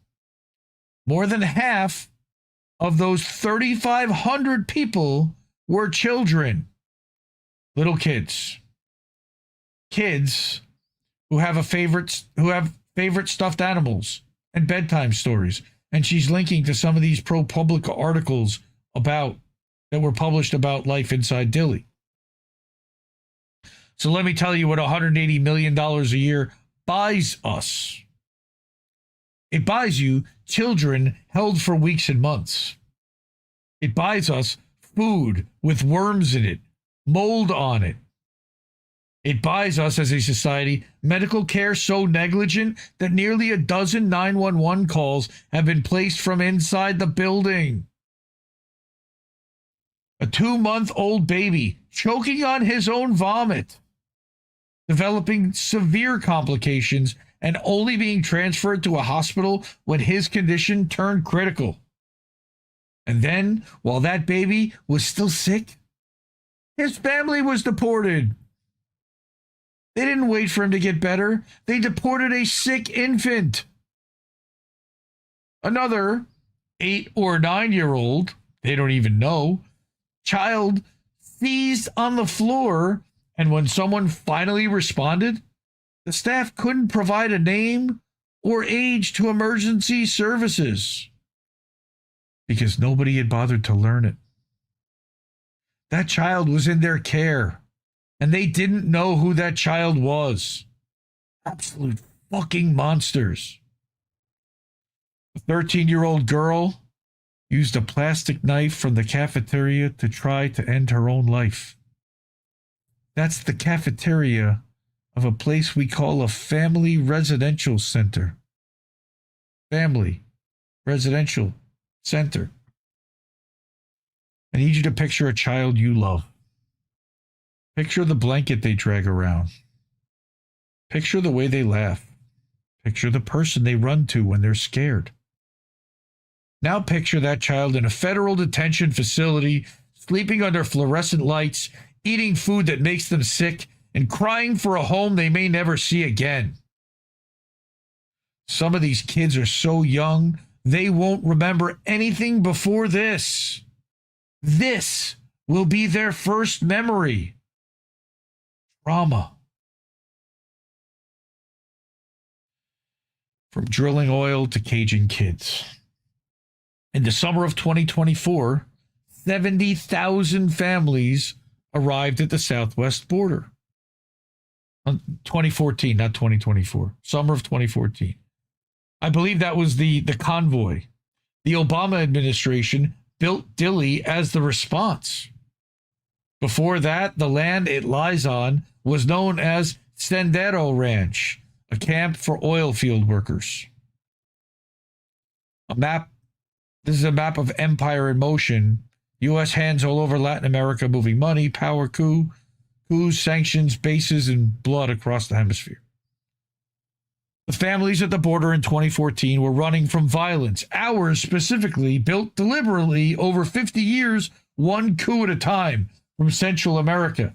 That was through Honduras and Ecuador. And this was the convoy. I remember that. It was one of the things that Trump was railing about when he was running for president the first time. The original contract structure looked less like public administration and more like a laundering operation with government letterhead. The kind of shell game ICE has been running in state after state for years through IGSA contracts. So this is a 3-step shell game, a 4-step, that runs through the city of Eloy, Arizona. And she's going to talk about that in a minute. Congress appropriates the money. Federal law requires competitive bidding, federal oversight, and review eligibility, and taxpayer cost-benefit analysis, which all get bypassed because local governments operate under different contracting rules. So they contract through taxpayer funds via a middleman, okay, a local government of the city of Eloy, Arizona, which has no facility, no staff, and no capacity, and skims a small administrative fee off the top. And then you get no competitive selection, no public solicitation, contract effectively handed to CoreCivic directly with an ICE lawyer's memo that this was not legally advisable. Senior officials ignored it. Crazy. If you saw a photograph of Dilley with no context, you might think it was a fucking summer camp. And that's exactly what CoreCivic wants you to think. On their website, the company making $180 million a year off of Dilley, they'll tell you about the bunk beds and the classrooms and the rooms full of toys. What CoreCivic will not tell you is that since last year, children are eating food with worms in it, that a 2-month-old aspirated on his own vomit, and that when someone finally carried that baby to the medical unit, there was no doctor there. That's a Democracy Now! Story. These are some of the letters that were in a graphic that ProPublica had published. These are not new problems either. Back in 2018, an 18-month-old girl named Marie Juarez died because Dilley's medical staff failed to treat her respiratory infection. A former president of the American Academy of Pediatrics reviewed her records and called the care neglectful and substandard. Again, that's the point here. The punishment is the point. But remember who was president back in 2018 at the time, too. Trump inherited Dilley once before. Under Biden, family detention actually ended at Dilley in 2021. Those kids in cages, there were so few that they actually closed Dilley.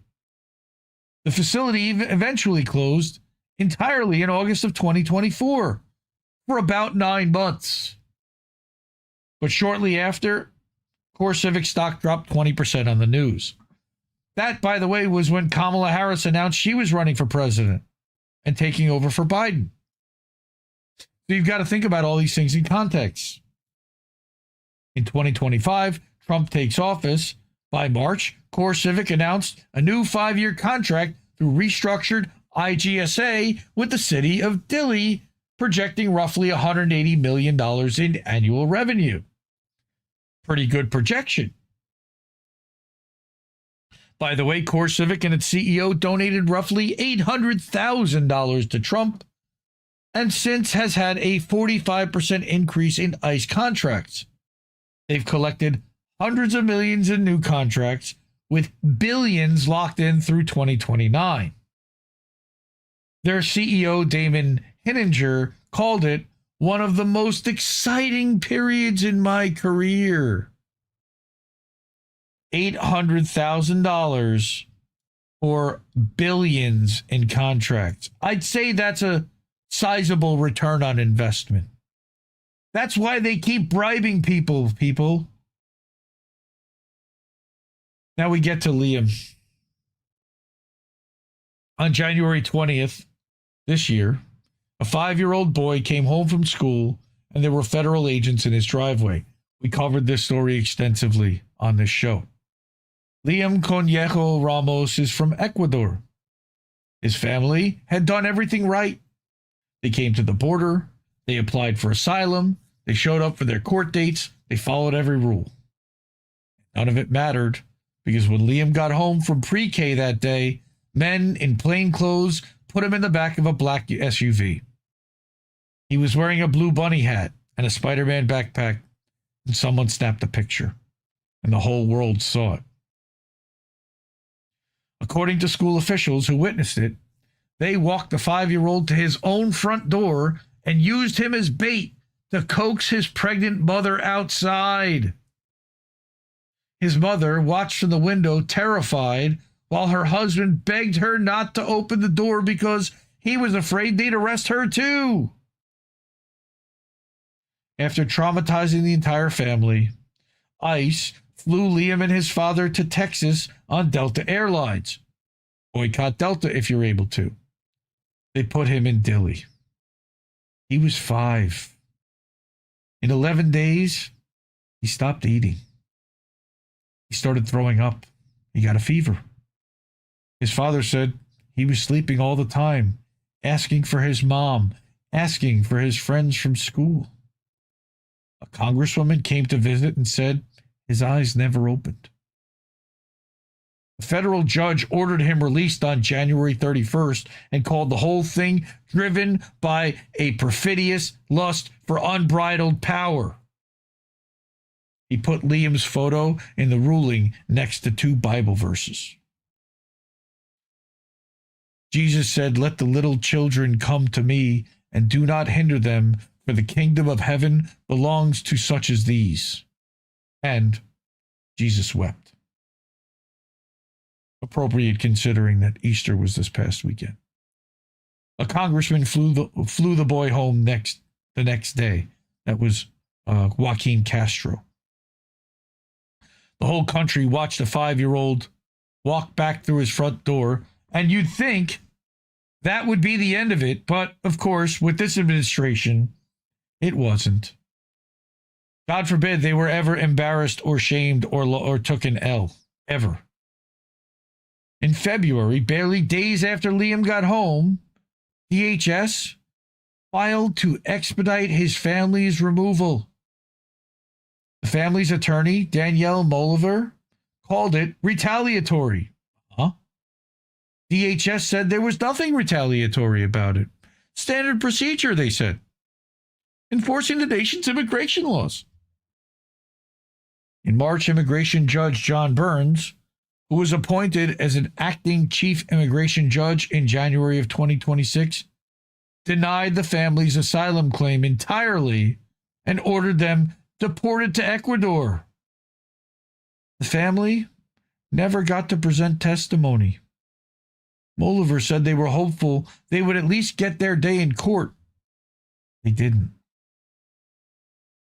So here's where we are. Liam is back in school for now. He still wears the blue bunny hat, but only inside the house because he doesn't want to be recognized. He's 5. His 13-year-old brother's in school. Their mother's pregnant. Every member of the family is seeing a therapist. The appeal's been filed. The government has until April 28th to respond. It could take months. It could take years. And every single day, this family wakes up not knowing if today is the day they lose everything. Liam's father was asked what he would say to the president if he could. He said he would talk to them about the children, about how they're being separated from their parents and suffering. He said he would ask him to show more feeling, more heart. That would be impossible because Trump has no feelings or heart.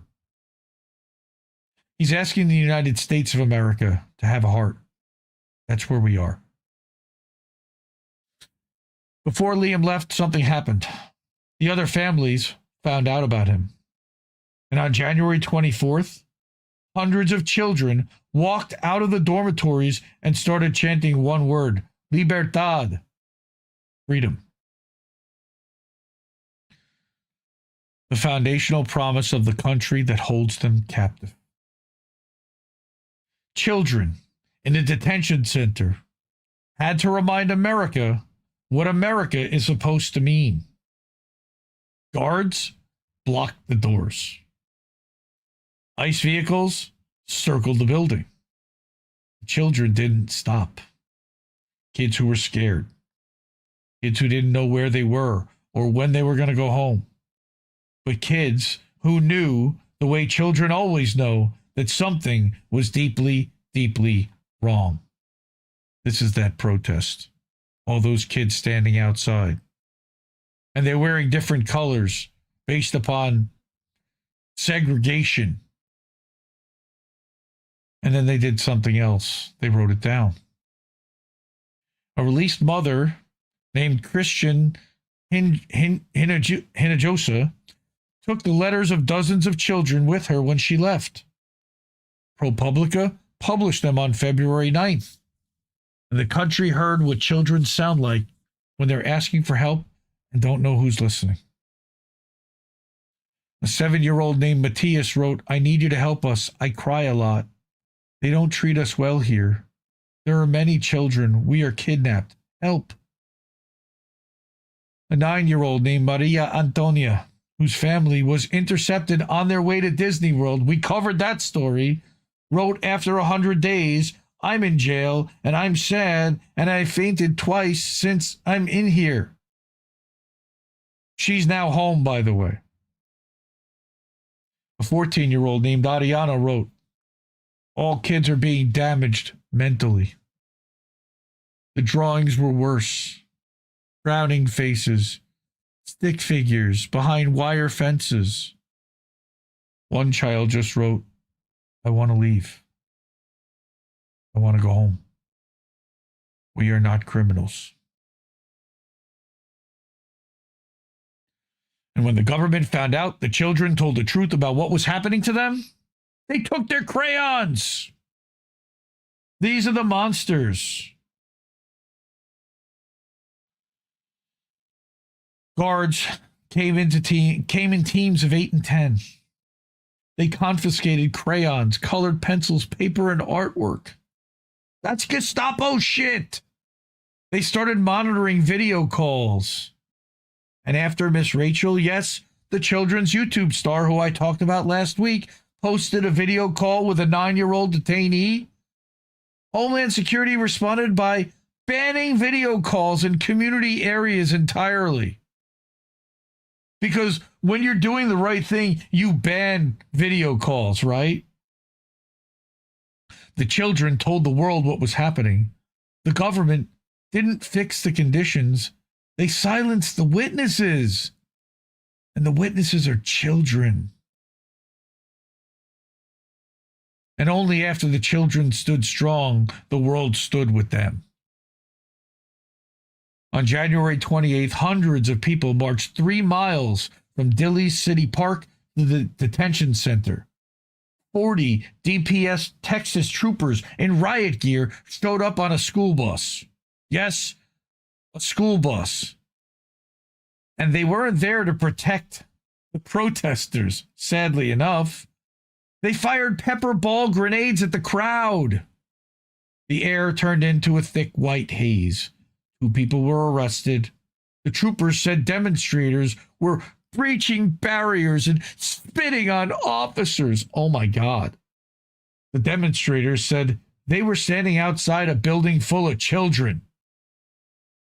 Then, shortly after ProPublica published the letters, a congressman read them aloud at a congressional hearing and held up a 5-year-old's drawing in which none of the faces were smiling. Nearly 4,000 doctors and nurses from 49 states signed a 58-page letter demanding every child at Dilley be released immediately. We can see how well they've listened. And they sent that to the dog killer, Secretary Noem. Author's note from Descent in Bloom. She too is a registered nurse, and she wrote this article because Dilley is an emergency. Free the families. The letter from doctors and medical personnel cited peer-reviewed research showing PTSD symptoms in up to 100% of studied detained child populations. They are intentionally traumatizing this entire generation of kids. They also pointed out that a proven alternative, the Family Case Management Program, achieved a 99% compliance rate at $36 a day per family. Detention costs over $319. Well, Core Civic doesn't make a lot of money under the Family Case Management Program, do they? That's not going to work. So not only is it crueler, it's 9 times more expensive to do this. Both children, by the way, in the Miss Rachel videos were released after the videos went viral. Hollywood actors Pedro Pascal, Madonna, John Legend, Jane Fonda, America Ferrera, Mark Ruffalo, and dozens more signed an open letter demanding the facility be shut down. Monthly bookings dropped from 600 to 133 in February. Public pressure works. By mid-March, down to 54. The population went from over 900 in January to roughly 100 by late March. DHS said custody decisions are made on a case-by-case basis and that the administration does not make immigration decisions based on public opinion. But the numbers tell a different story. The press investigated. The lawyers litigated. The public refused to look away, and the walls shook. My guess is that they've also just shifted where they are bringing these people, and they're not imprisoning the families in the same facility. They're not imprisoning fewer people. They're just not doing it here, is my take. None of this should have been necessary. International law, specifically the Convention on the Rights of the Child, is not ambiguous. The detention of children over their parents' migration status is a violation of their rights always. No exceptions. We've signed on to this document, but of course, the Trump administration wipes its ass with it. Actually, not true. 196 countries ratified that convention. We are the only UN member state that has not. Remember, the UN CRC requires governments to meet children's basic needs. At its heart is the recognition that every child has fundamental rights. I guess that's too much for our country. These include the right to life, survival, and development, the right to protection from violence, abuse, or neglect. Clearly, that's not a right that they're entitled to right now in Dilley. An education that enables children to fulfill their potential, to be raised by or have a relationship with their own parents, and that they're allowed to express their own opinions and be listened to, which clearly you're not allowing them to do by taking away their crayons and art supplies.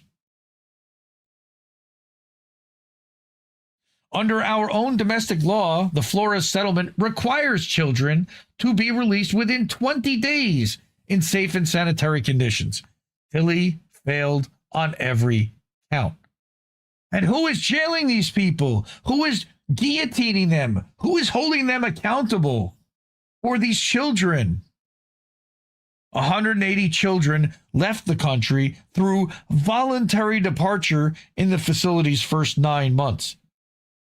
Their families abandoned valid legal claims, not because their cases were weak, but because the conditions were unbearable. They gave up their right to be heard, because staying long enough to be heard meant staying in ICE custody and potentially being tortured or, in some cases, impregnated. I saw that they had an entire facility for impregnated teenagers who had been raped by guards and other detainees. This is part of a much larger crisis. Human Rights Watch documented 32 deaths in ICE custody last year, which was the most in ICE detention in a year since 2004. Frightening that there wasn't ever, but still, in more than 20 years.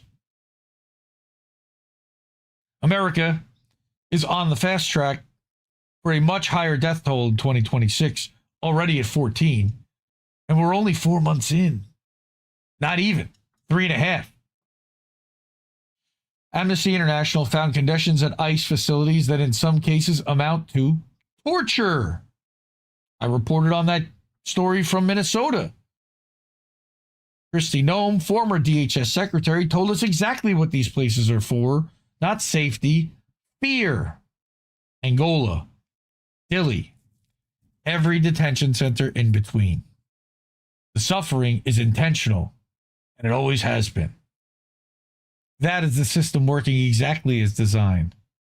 Make it bad enough, and people stop asking for help. The story doesn't end with the last sentence you read. It ends with what you do next. Dilley is still open. That contract runs through 2030. The appeals are still pending. The families are still waiting. And somewhere right now, a child is lying on a bunk bed under fluorescent lights, wondering if anyone out there knows they exist. They do now. You do. 100 children chanted Libertad. Not Todd, but Libertad, like liberty, inside a building surrounded by guards and fences and ICE vehicles. They didn't have lawyers. They didn't have votes. They didn't have money. They had their voices and they used them. If the children behind a fence found the courage to demand freedom, the least we can do is make sure someone hears them. The nurses signed the letter. The reporters told the story. The lawyers filed the motions. Now it's our turn.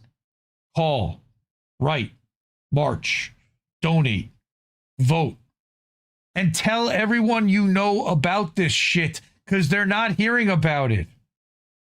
Don't let this become something you once read about and forgot about. Because the only thing that keeps a place like Dilley running is the assumption that you will eventually look away and not tell anyone about it. Prove them wrong.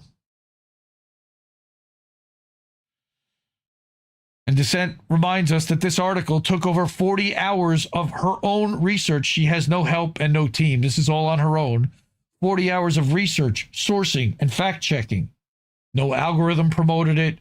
No corporation funded it. And if you believe in this kind of journalism and believe that it matters, paid subscription or a one-time donation is how it survives. And right now, she certainly could use the support. Fucking bastards is absolutely right, Max Sarjay. I was infuriated reading this. And that's why I brought this, because I think not enough people have heard the details about just how bad it is for these children. And imagine this were your kid. I'm a parent. I don't want to even enter the possibility into my brain that somebody would do this to my child, let alone somebody else's. And again, the trauma that's being inflicted on these children is so much worse. This is stuff that will stick with these kids for their lives. And I don't know, you can't apologize for that. You can't undo that. No amount of therapy really gets you fully over that, ever. You never get over that. That feeling of abandonment, that feeling of fear when you were a child and you were expecting things to be a certain way. And look, this then goes back to think of the children of Gaza. Think of the children of the West Bank right now. Think of the children of Iran worrying about their homes being bombed and the threat that they were under, like today, literally. It's fuck ICE-DF. That's right. That's right, because they do train together. Go start. Just insanity, inhumane treatment is us. All right. Okay. Trump losing control of the pedo dollar from the Epstein class childhood sex files. Yep, there's all that happening. Yeah. Welcome to Abby and to everyone else who's here. Cowboy Kitty, I sent you a message. I don't know if you sent me one back, but I did. I am planning on showing the thing from Natalia. Okay. Support independent media, because we need it more than ever. I don't see too many places talking about what's happening inside Dilley from the perspective of the children and trying to be their voice. Why I deeply appreciate and respect Dissent in Bloom. I deeply appreciate and respect the fact that she's on that board also for being one of our biggest supporters, and that's just an honor. The ways to support: Cash App, $, Indie News Network, ko-fi.com/Indie News Network, paypal.me/Indie News Network, at patreon.com/Indie News Network, at IndieNewsNow.com. It's the show. It's the name of the show, but it's also a website where we aggregate news from over 100 independent sources 24/7, and you can leave a tip for our network. Also, INNnewsletter.com and IndieMediaToday.com are over on Substack, where you can subscribe monthly or annually over there also. All right. I got a couple of lightning round stories real quick, and then we can get to our tributes and what the updates about Natalia and Aspen and, of course, Shanda. Okay, but before we do that, here's our lightning round. No Kings, I guess, was looking for their next thing to do, and they realized that they need to seize and maintain momentum and energy off of the rally, and maybe that they waited a little bit too long from the last one, so they're looking to capitalize off of the energy from the parades that happened around the country last week, and now they are trying to funnel that into a May Day general strike. Now, I love the fact that they're talking general strike. My concern is that this is corporate funded and astroturfed, number one, and that it is only calling for a one-day general strike, because that is not a general strike. That's a day off, an unpaid holiday, effectively. But it's not, yeah, I can get behind a general strike too, but this isn't a general strike. This is take the day off to yell about our problems and then go back and don't change your behavior the next day.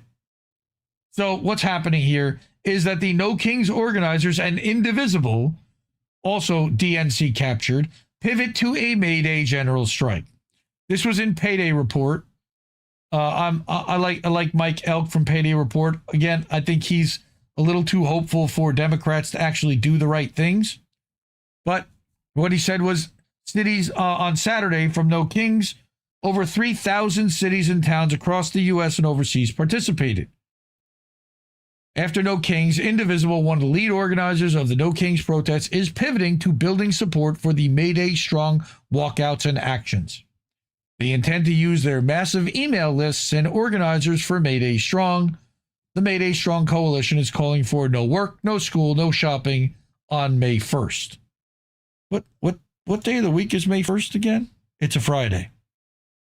So take the day off Friday is basically what they're asking for.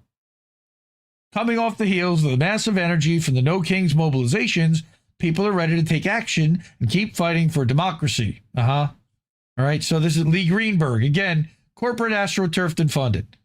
I love Mike, and I love his hope here, but I think that he's a little naive as to what the point of this really is. I think this entire point is to astroturf the entire movement and corporatize it and limit it to one day and control it and control the messaging and narrative that goes with it. Because if it were a real protest, here's what would happen. Alia Moro on April 1st, imagine if all these people skipped the feel-good march and instead parked themselves outside detention centers like Dilley, outside weapons factories like Elbit, or started boycotting companies like Exxon and Amazon. Instead, no inconvenience, no disruption. Cafes were packed, cards were swiping. Nothing says down with the system like a post-protest latte at Starbucks, right? We basically gave capitalism a standing ovation. If the goal was to be heard, you don't march politely and go shopping after. You make it expensive to ignore you. About 8 million people allegedly showed up. As an organizer, speaking from Alia's own experience, most don't follow through with meaningful action afterwards. We need more people engaging in disruptive, direct action. We already didn't have a king. We have a fascist president. Now what? So that's a good point. I definitely advocate more for direct action than for taking the day off with a protest parade. It's nice, it feels good, but nothing fundamentally changes from that. It just moves things a little closer to who knows what, and we don't really have time for that right now. So I also wanted to bring this article, but it's super long. So I'm going to leave a link to in the description so that you guys can go back and read it for yourselves. But Michael Aria, who's one of the co-founders of Mondoweiss, wrote about the JDL. The JDL is an extremist organization, a Jewish extremist group that advocates for violence. And one of their members was actually accused and arrested of plotting to assassinate a Palestinian activist in Hoboken, New Jersey last week. I didn't bring this story because I still felt like it's almost a false flag in a way. It would have been terrible had anything happened, and I'm glad they were actually able to stop it. Maybe I'll bring something about it next week. I did not see too many outlets talk about this, though a lot of the ones that cover Palestine did. I saw Palestine Chronicle covered it, and Electronic Intifada covered it, and other ones. Now, this talks about what is the JDL, who is Kahane, Meyer Kahane, and how do they continue to inspire Zionist violence. So this person that had allegedly was going to harm this activist, they had stopped this beforehand, and we've got to investigate. They're a terrorist group. This is Meyer Kahane. He's the leader of this group, all right? And just very basic info. Last week, Alexander Heifler, a 26-year-old living in Hoboken, was arrested over an alleged plot to firebomb the home of Palestinian activist Nardine Kiswani. Heifler belonged to a Zionist organization called the JDL 613 Brotherhood, a little-known group that draws inspiration from one of the most notorious Jewish organizations in the U.S. in recent decades, the JDL.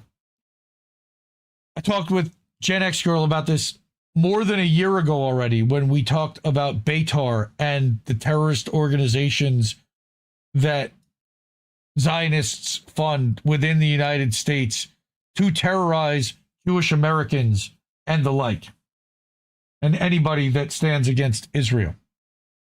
So I would, again, encourage everyone to go read this article by Michael Aria over at Mondo Weiss. Finally, I wanted to bring this by Jen Budd. Jen Budd is a whistleblower from Homeland Security. She was an agent, and she wrote this article. She wrote this post about, and this is kind of in line with the Dilley facility and how they were running all of these ICE contracts through that shadow town. All right.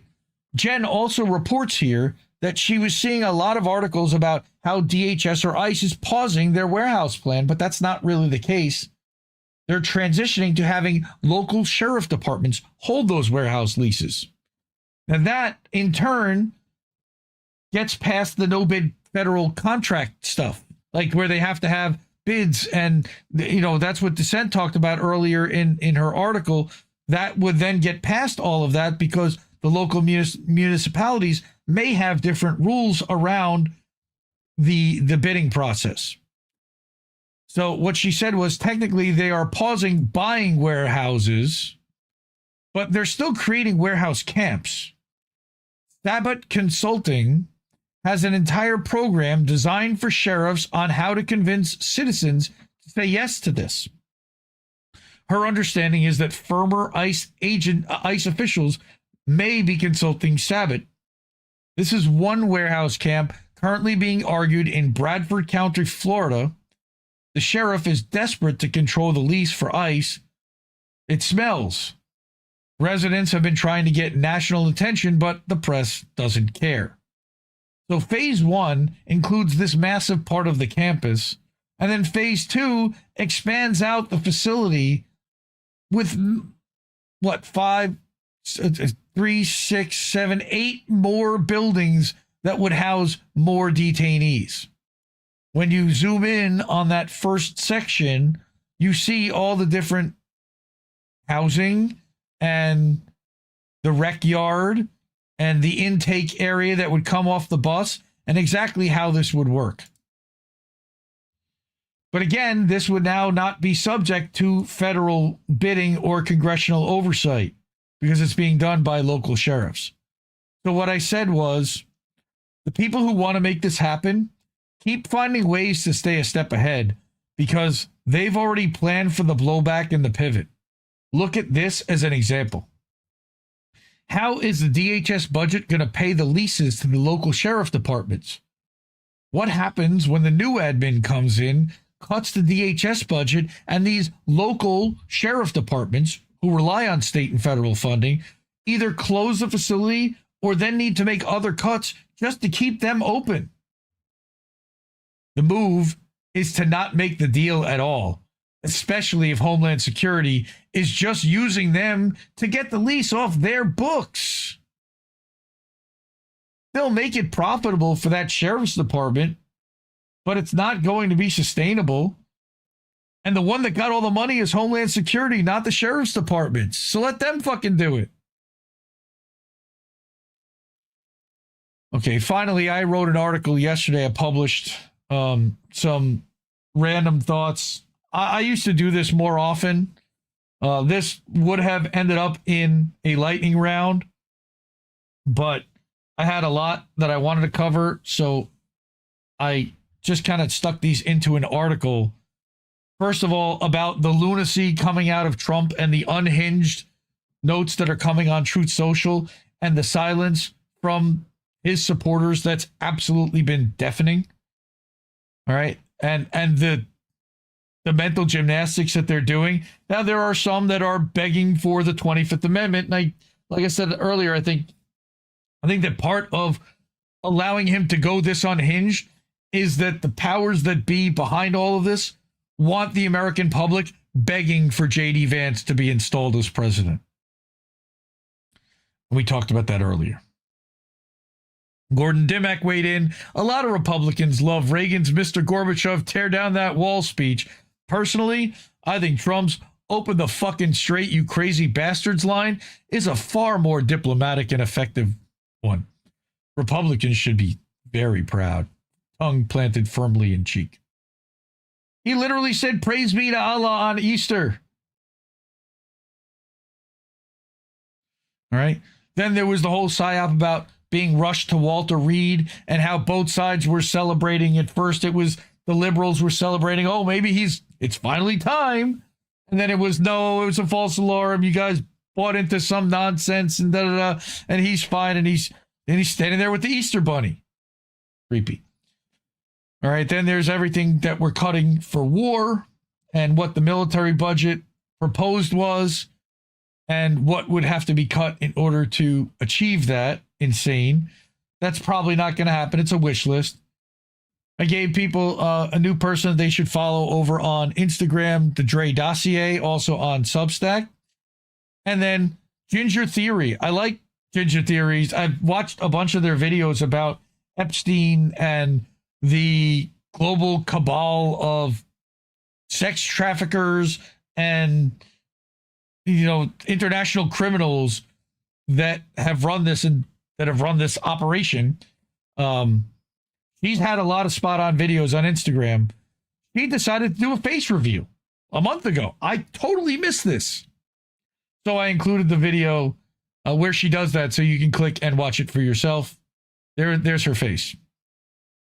Okay, so she reveals it and then she talks about is Tucker Carlson a CIA agent. All right, then I gave everyone an update as to what my consistent publishing schedule is and what they can expect both here and in INN newsletter.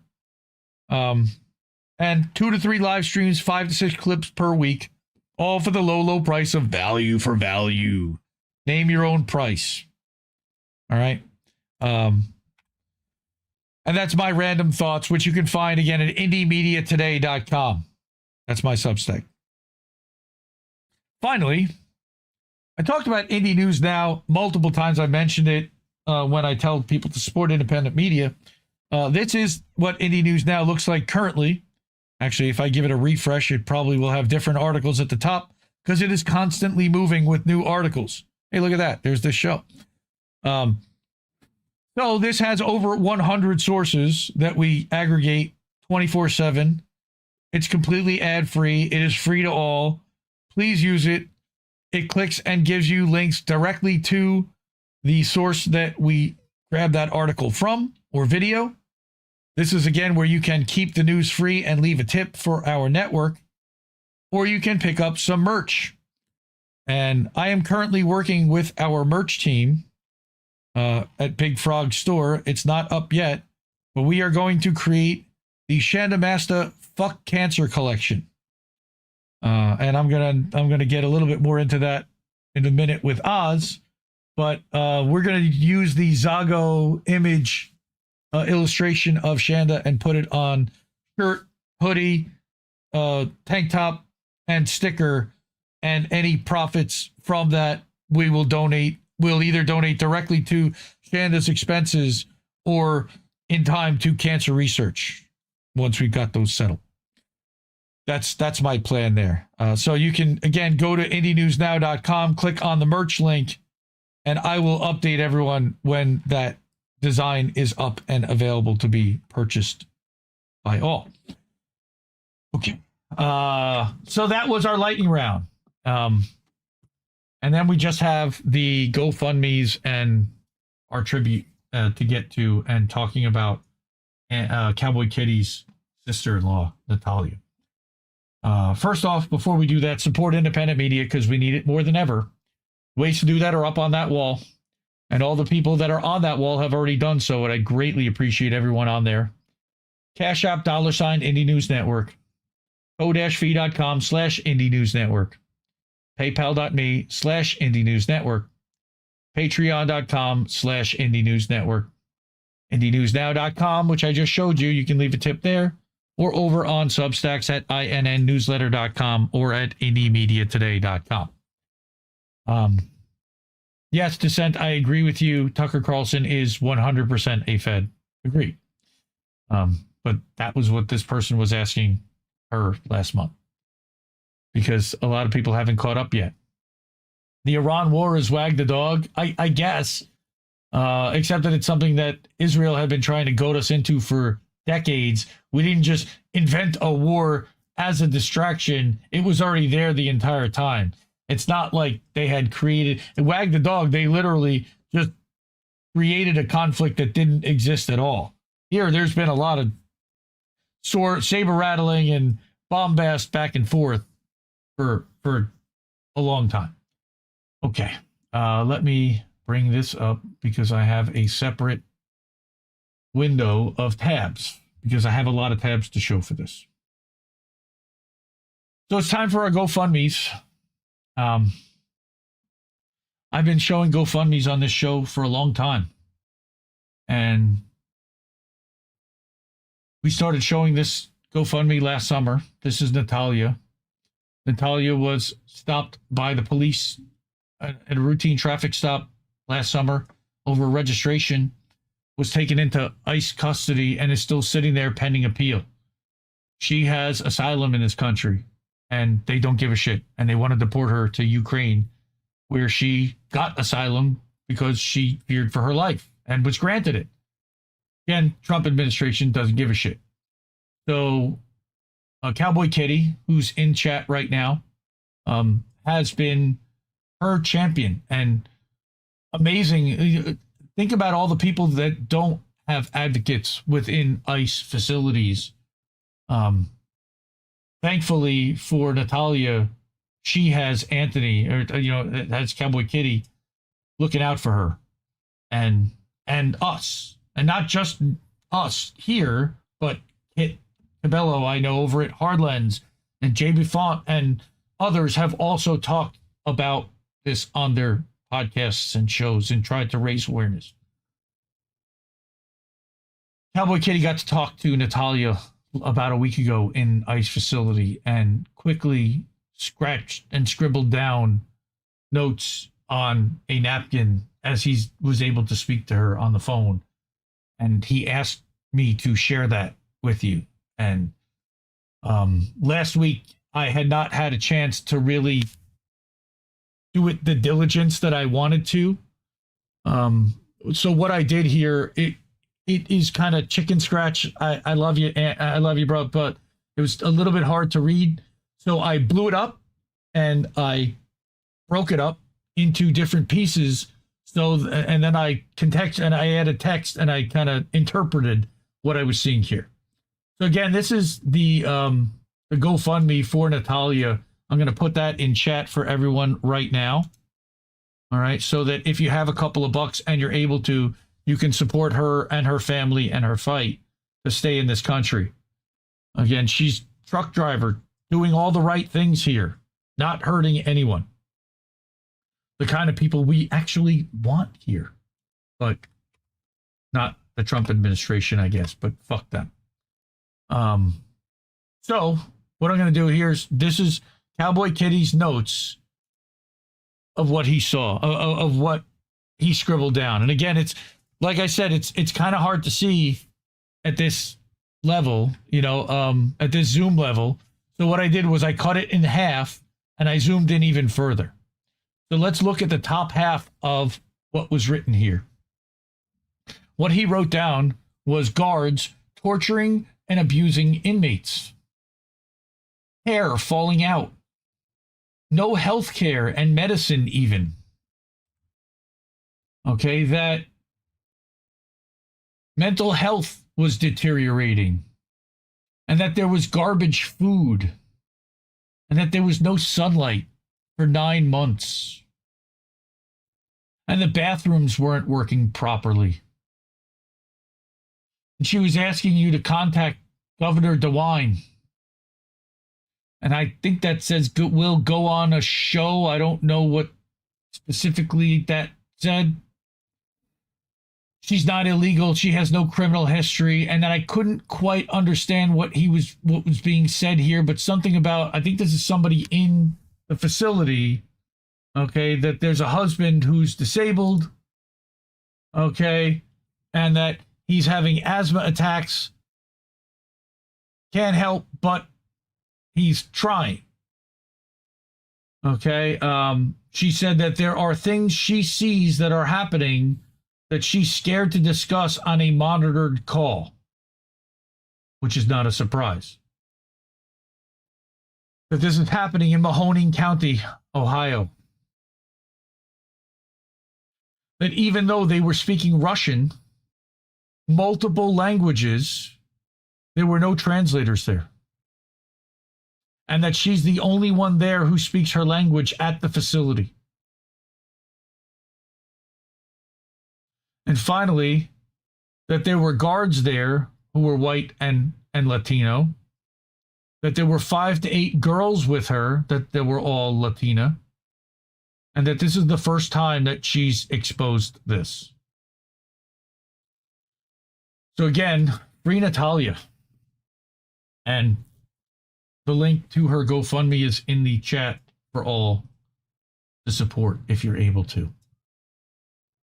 She should not be in this facility. There's no reason for this. It's so punitive and torturous and horrible for no reason.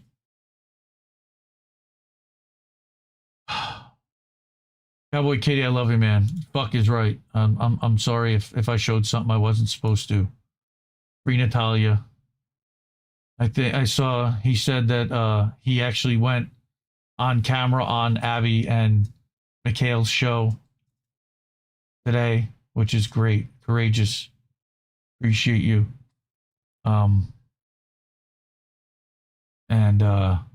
Yeah, standing up for people like that, we need more of. Okay, next GoFundMe. We've talked about Justice for Aspen. So Justice for Aspen is just a sad story of a person who was in the wrong place at the wrong time. Lied to by her friends. Ended up going to Florida to go see a music festival in an RV with a guy, a friend of a friend, who she was told was safe and was a decent person. Well, turns out that guy was actually a drug trafficker. They got pulled over in their RV on the way back from the festival. The RV was searched, the drugs were found, and everyone in the vehicle was charged with trafficking, including Aspen, who didn't know about the drugs, who had never seen the drugs, and spent more than 2 weeks in Georgia County lockup. Dissenting Bloom wrote an article about both Natalia as well as about Justice for Aspen and about her story and some of the conditions in that Georgia facility and the laws around what happens in a Georgia jail. And it's a nightmare. It's horrifying. We got to get her out.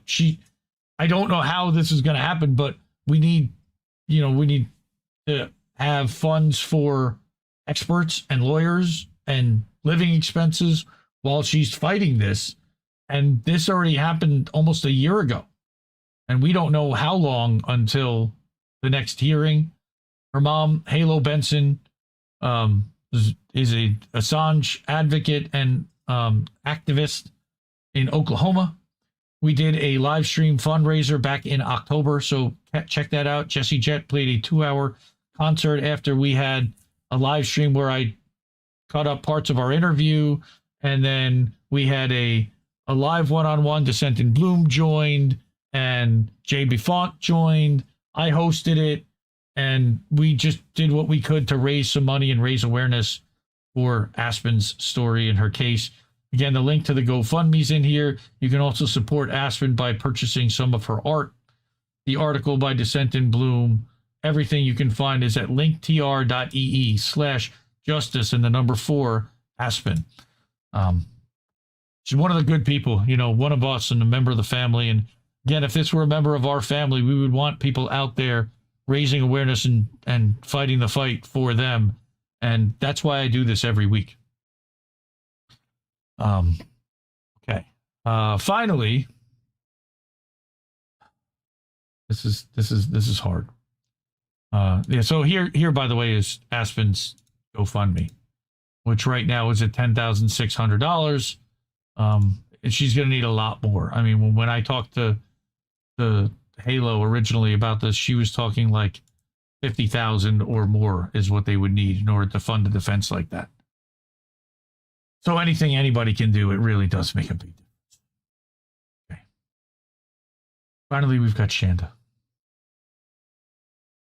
Talked about this lady every week since she was diagnosed in August of 2024. And unfortunately, last week, Shanda lost her fight. And we were all very sad. And she fought valiantly and so hard, and she survived longer than more than 50% of the people who are diagnosed with small cell lung cancer, which she was. It came back twice. She had it beaten, cleared, and it came back aggressively, this fucker. It attacked her salt, which is unusual for a cancer.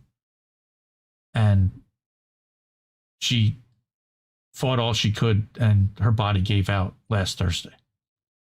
I ran a live stream on Thursday night with the last interview that I had done with her back in October. And it was inspiring, and it was incredible to see the community come together to support this Indie Media Award honoree, this champion of independent media. And I'm glad that we did it, and that we had the space for everyone to come here and mourn and grieve and do it together. Because I think that's what she would have wanted. And it was a lot of the community that she and Oz, her co-host at Beauty and the Boomer, built. And so I wanted to bring some of the tweets and some of the sentiments from people. So Oz originally came and posted at 5 o'clock on Thursday. This was the message that it's with the heaviest of hearts, tremendous grief, and more than a little anger that we announced the passing of our sister, our light, Shanda, who was doing battle with small cell lung cancer in the American health care system. Hardly a fair fight, but Shanda's bravery and amazing strength proved her to be a formidable opponent. And for a while, she was winning. From the streams of Beauty and the Boomer and Trailer Park Pundit, Shanda selflessly showed everyone her journey through treatment, shared her most painful and desperate moments, and continued working to bring the truth to you all who she loved dearly. In Shanda's memory, please just love each other. Take care of yourselves and your loved ones. Be a friend to animals and to the earth. Donate to others when you can and what you can. And don't be a boat licker. Fuck cancer. Signed Oz, Amber, Linda, and RM. Well, AREM over at Roar Media. And he tagged a bunch of people, including me. And Amber at Brave New Future, who had driven Shanda to the hospital every day while she was going through her last treatment. I'd like to think that it was this beautiful spring moon, just lovely for Shanda to sail away upon from her hospital room with an ocean view in a place she loved. I'm glad to know her suffering is ended. She'll never be forgotten. Okay. That moment I was like, I had no other words other than fuck cancer. I came up with some later on, but all I could think at that moment was fuck cancer. I said heartbroken, I'll miss my sister, and proud to have been able to be her last interview in October.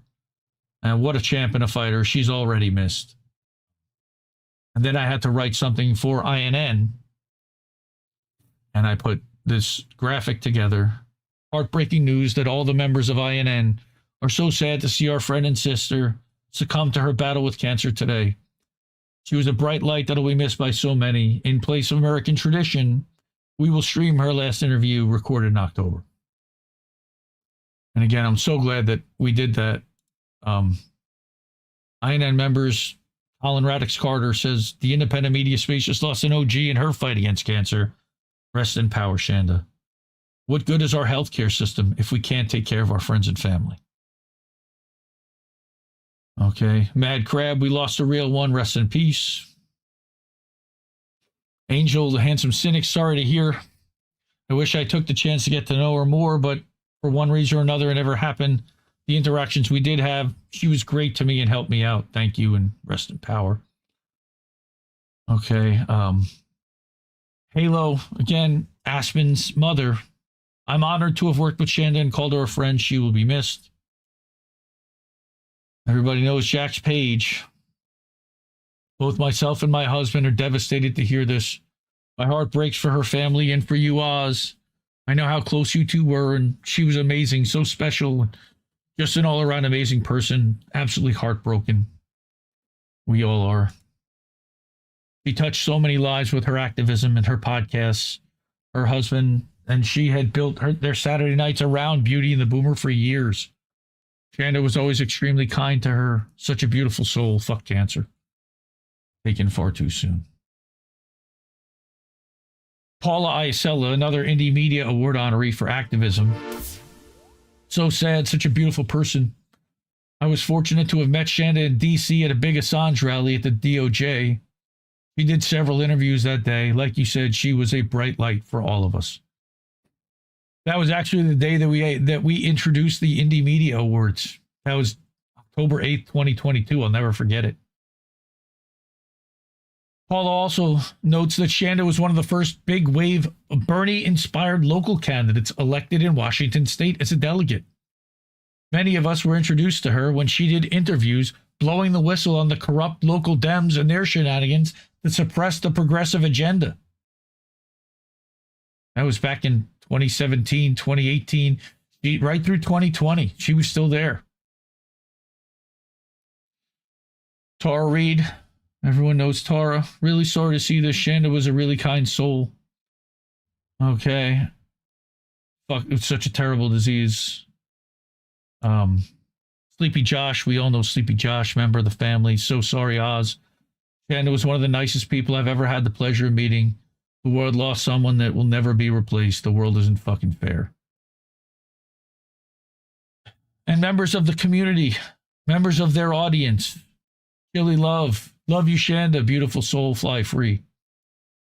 Lizzie Prickles. These were the producers for Beauty and the Boomer. So sorry and sad to hear this news. He was thinking of her often, but especially the past week. She wanted to reach out, wish she had. Godspeed, dear, sweet, wonderful Shanda. You'll be missed. Deb V. Rest in power. My heart breaks for your families and besties and so many others. Okay, and then we've got Cynic. Of course, our darling Shanda, you'll be missed. My love to Shanda's family and her dearest friends. And Worker Wombat, who's, I believe, in the chat. And the Wombat tweets. We got multiple Wombats in there. And Three-Chord Grifter, man, this really sucks. I totally agree. It was a hard day. And then we have some of the live stream community, Do Dissidents, that actually had Shanda on last July, and she was on with Misty as well. Very kind soul, taken far too soon. Spoke with her about a month back, and she was in great spirits. She was very brave and very much will be missed. And that's Keaton, I believe, what made that post. Kit over at Hard Lens had just found out we lost the beautiful Shanda today. She was an angel in this world. Please send condolences. This was an interview she had done with Kit and Daniel back in 2021. Fred Edward, I cannot find the words to say how I feel. Yeah, I feel that, bro. Harry Worth also, another member of the family. Ghost Art posted this video that was created by Death to Tyrants. So you can go watch that over on Rumble. Speaking of Ghost Art grabbed a screen cap of the stream from the other night on Rumble. Appreciate him doing that and posting that. We'll always miss you, Shanda. And I said I was glad he was there tonight. I'm very glad you were there. Okay, and then again, No More Santa Claus was talking about the stream in memory of Shanda, a comrade and an inspirational pioneer in independent media online. Her last interview, and there was the link. And finally, Victory Jin also commented and noted that the interview was a banger. And thank you. I'm just grateful that she was well enough to do it and had the strength to do it. And like I said, we're going to create at the merch store a Shanda Masta Fuck Cancer collection where there will be a t-shirt, a hoodie, a tank top, and a sticker that you can purchase. And it will have her name and 1974 to 2026. And all the profits will be donated either to her GoFundMe or final expenses and medical bills. And after that's settled, it would then go to cancer research. Rest in power, Shanda. We miss you. Love you. I knew that was going to be hard, but when I've been talking about her every week for this long, we have to follow through. So thank you to everyone. And there's Oz. Thank you for your kindness and condolences. I love you, man. I'm sorry. And she's missed already. All right. We're going to get out of here for tonight. I love you all. Take care of each other. Support independent media because we need it more than ever. And have a good night, everyone. I'll see you next Tuesday. No! We just fucking lost the stream!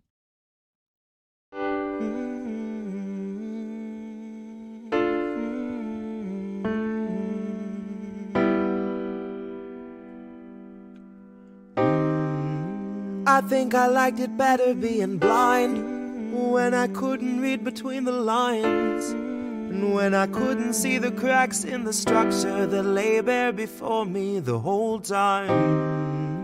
I think I liked it better back when I suspended disbelief and swallowed pride.